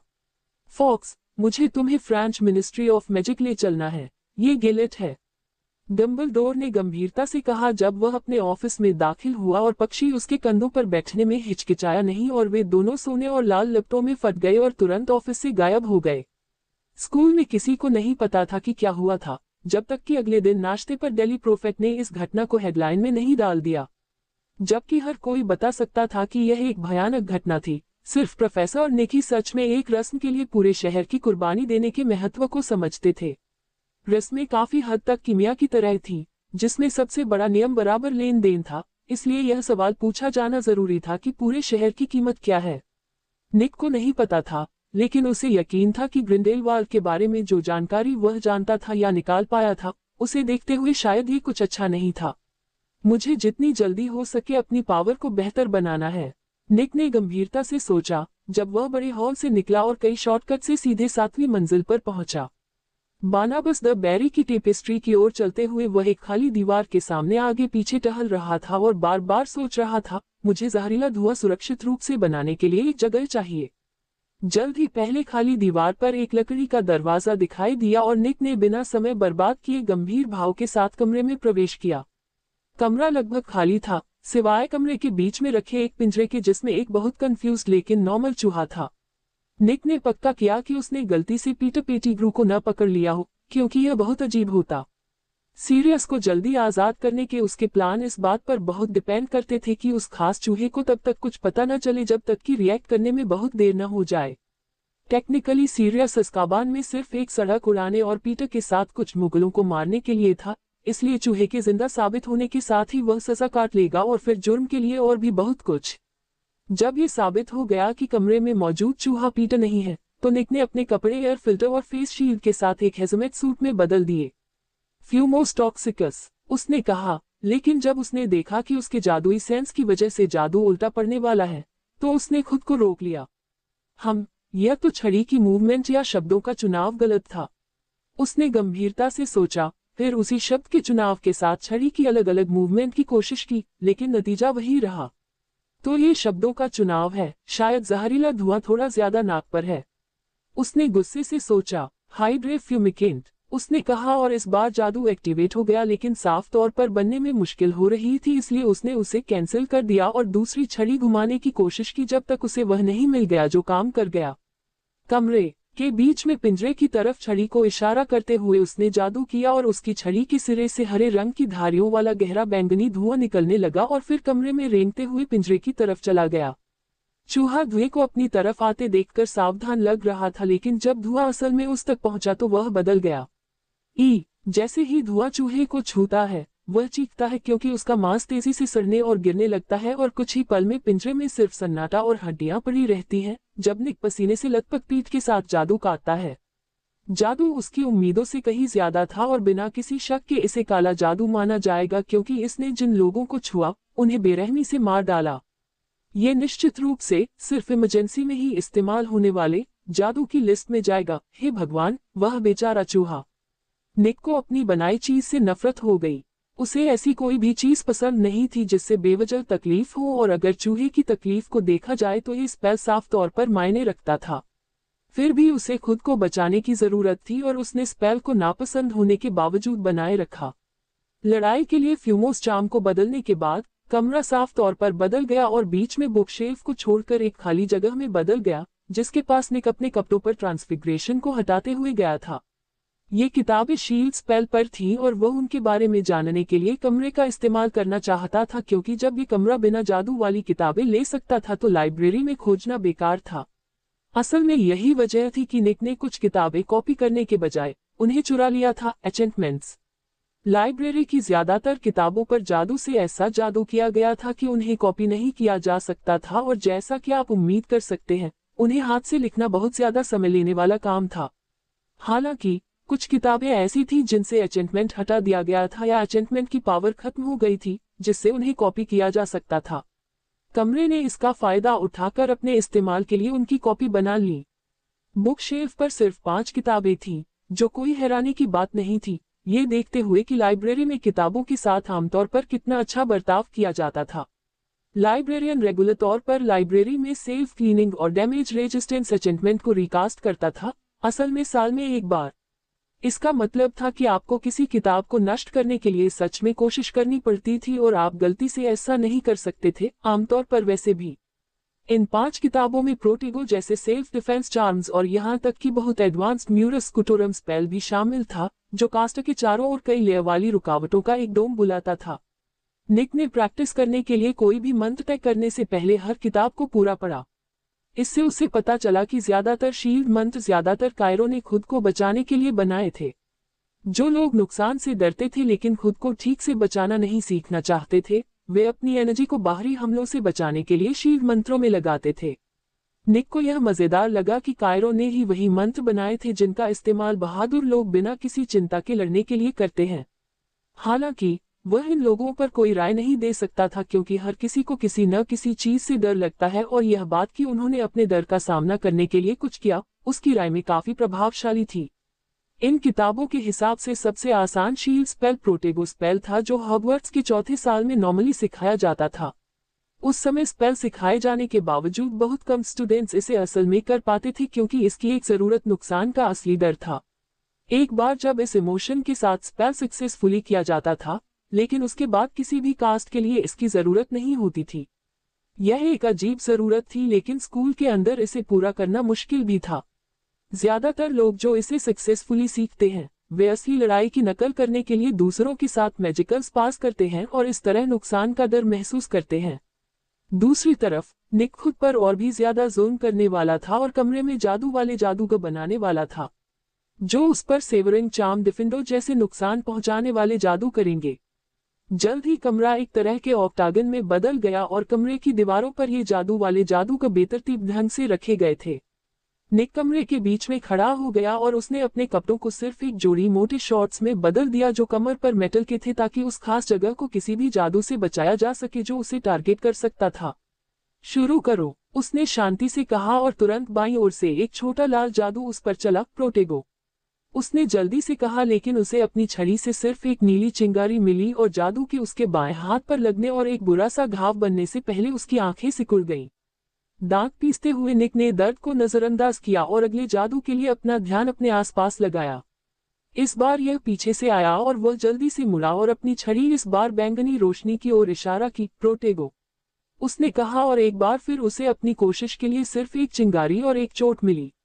निक को जल्दी ही याद नहीं रहा कि उसे कितनी बार दर्दनाक जादू लगा था, लेकिन जैसे ही कमरे में उसे बताया गया कि डिनर का समय हो रहा है, उसने बहुत बुरी हालत में ट्रेनिंग रोक दी।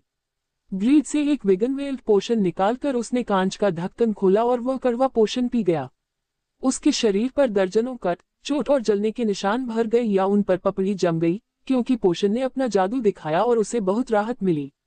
नैन, उसने कहा और उसकी छड़ी से पानी निकला और उसके शरीर पर लगे सूखे या ताजे खून, पसीने और आंसुओं को साफ करने लगा।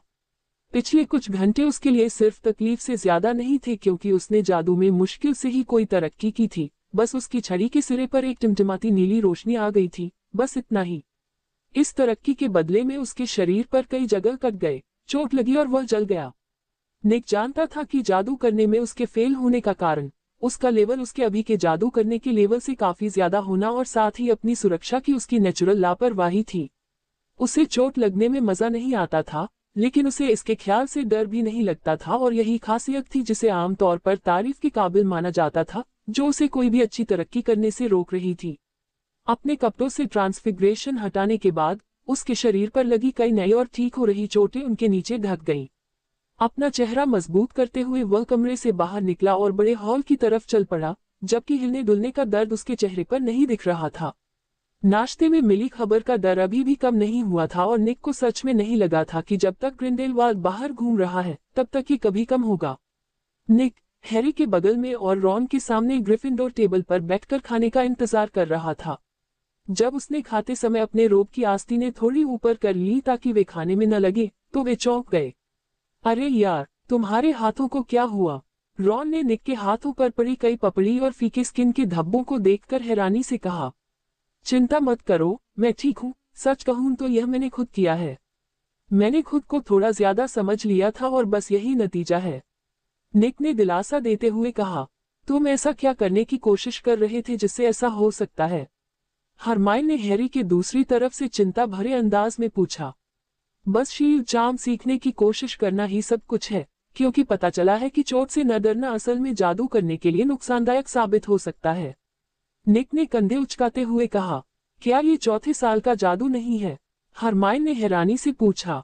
निक ने सिर हिलाया। हाँ, खैर एक पागल आदमी जो पूरे शहर को कुर्बान करने को तैयार है, मुझे लगता है कि यह हो रहा है। उसने अपनी चोटों की ओर इशारा करते हुए कहा, थोड़ी सी सुरक्षा के लिए यह एक छोटी सी कीमत होगी। उसने गंभीरता से कहा और वे चुप हो गए क्योंकि वो गलत नहीं था।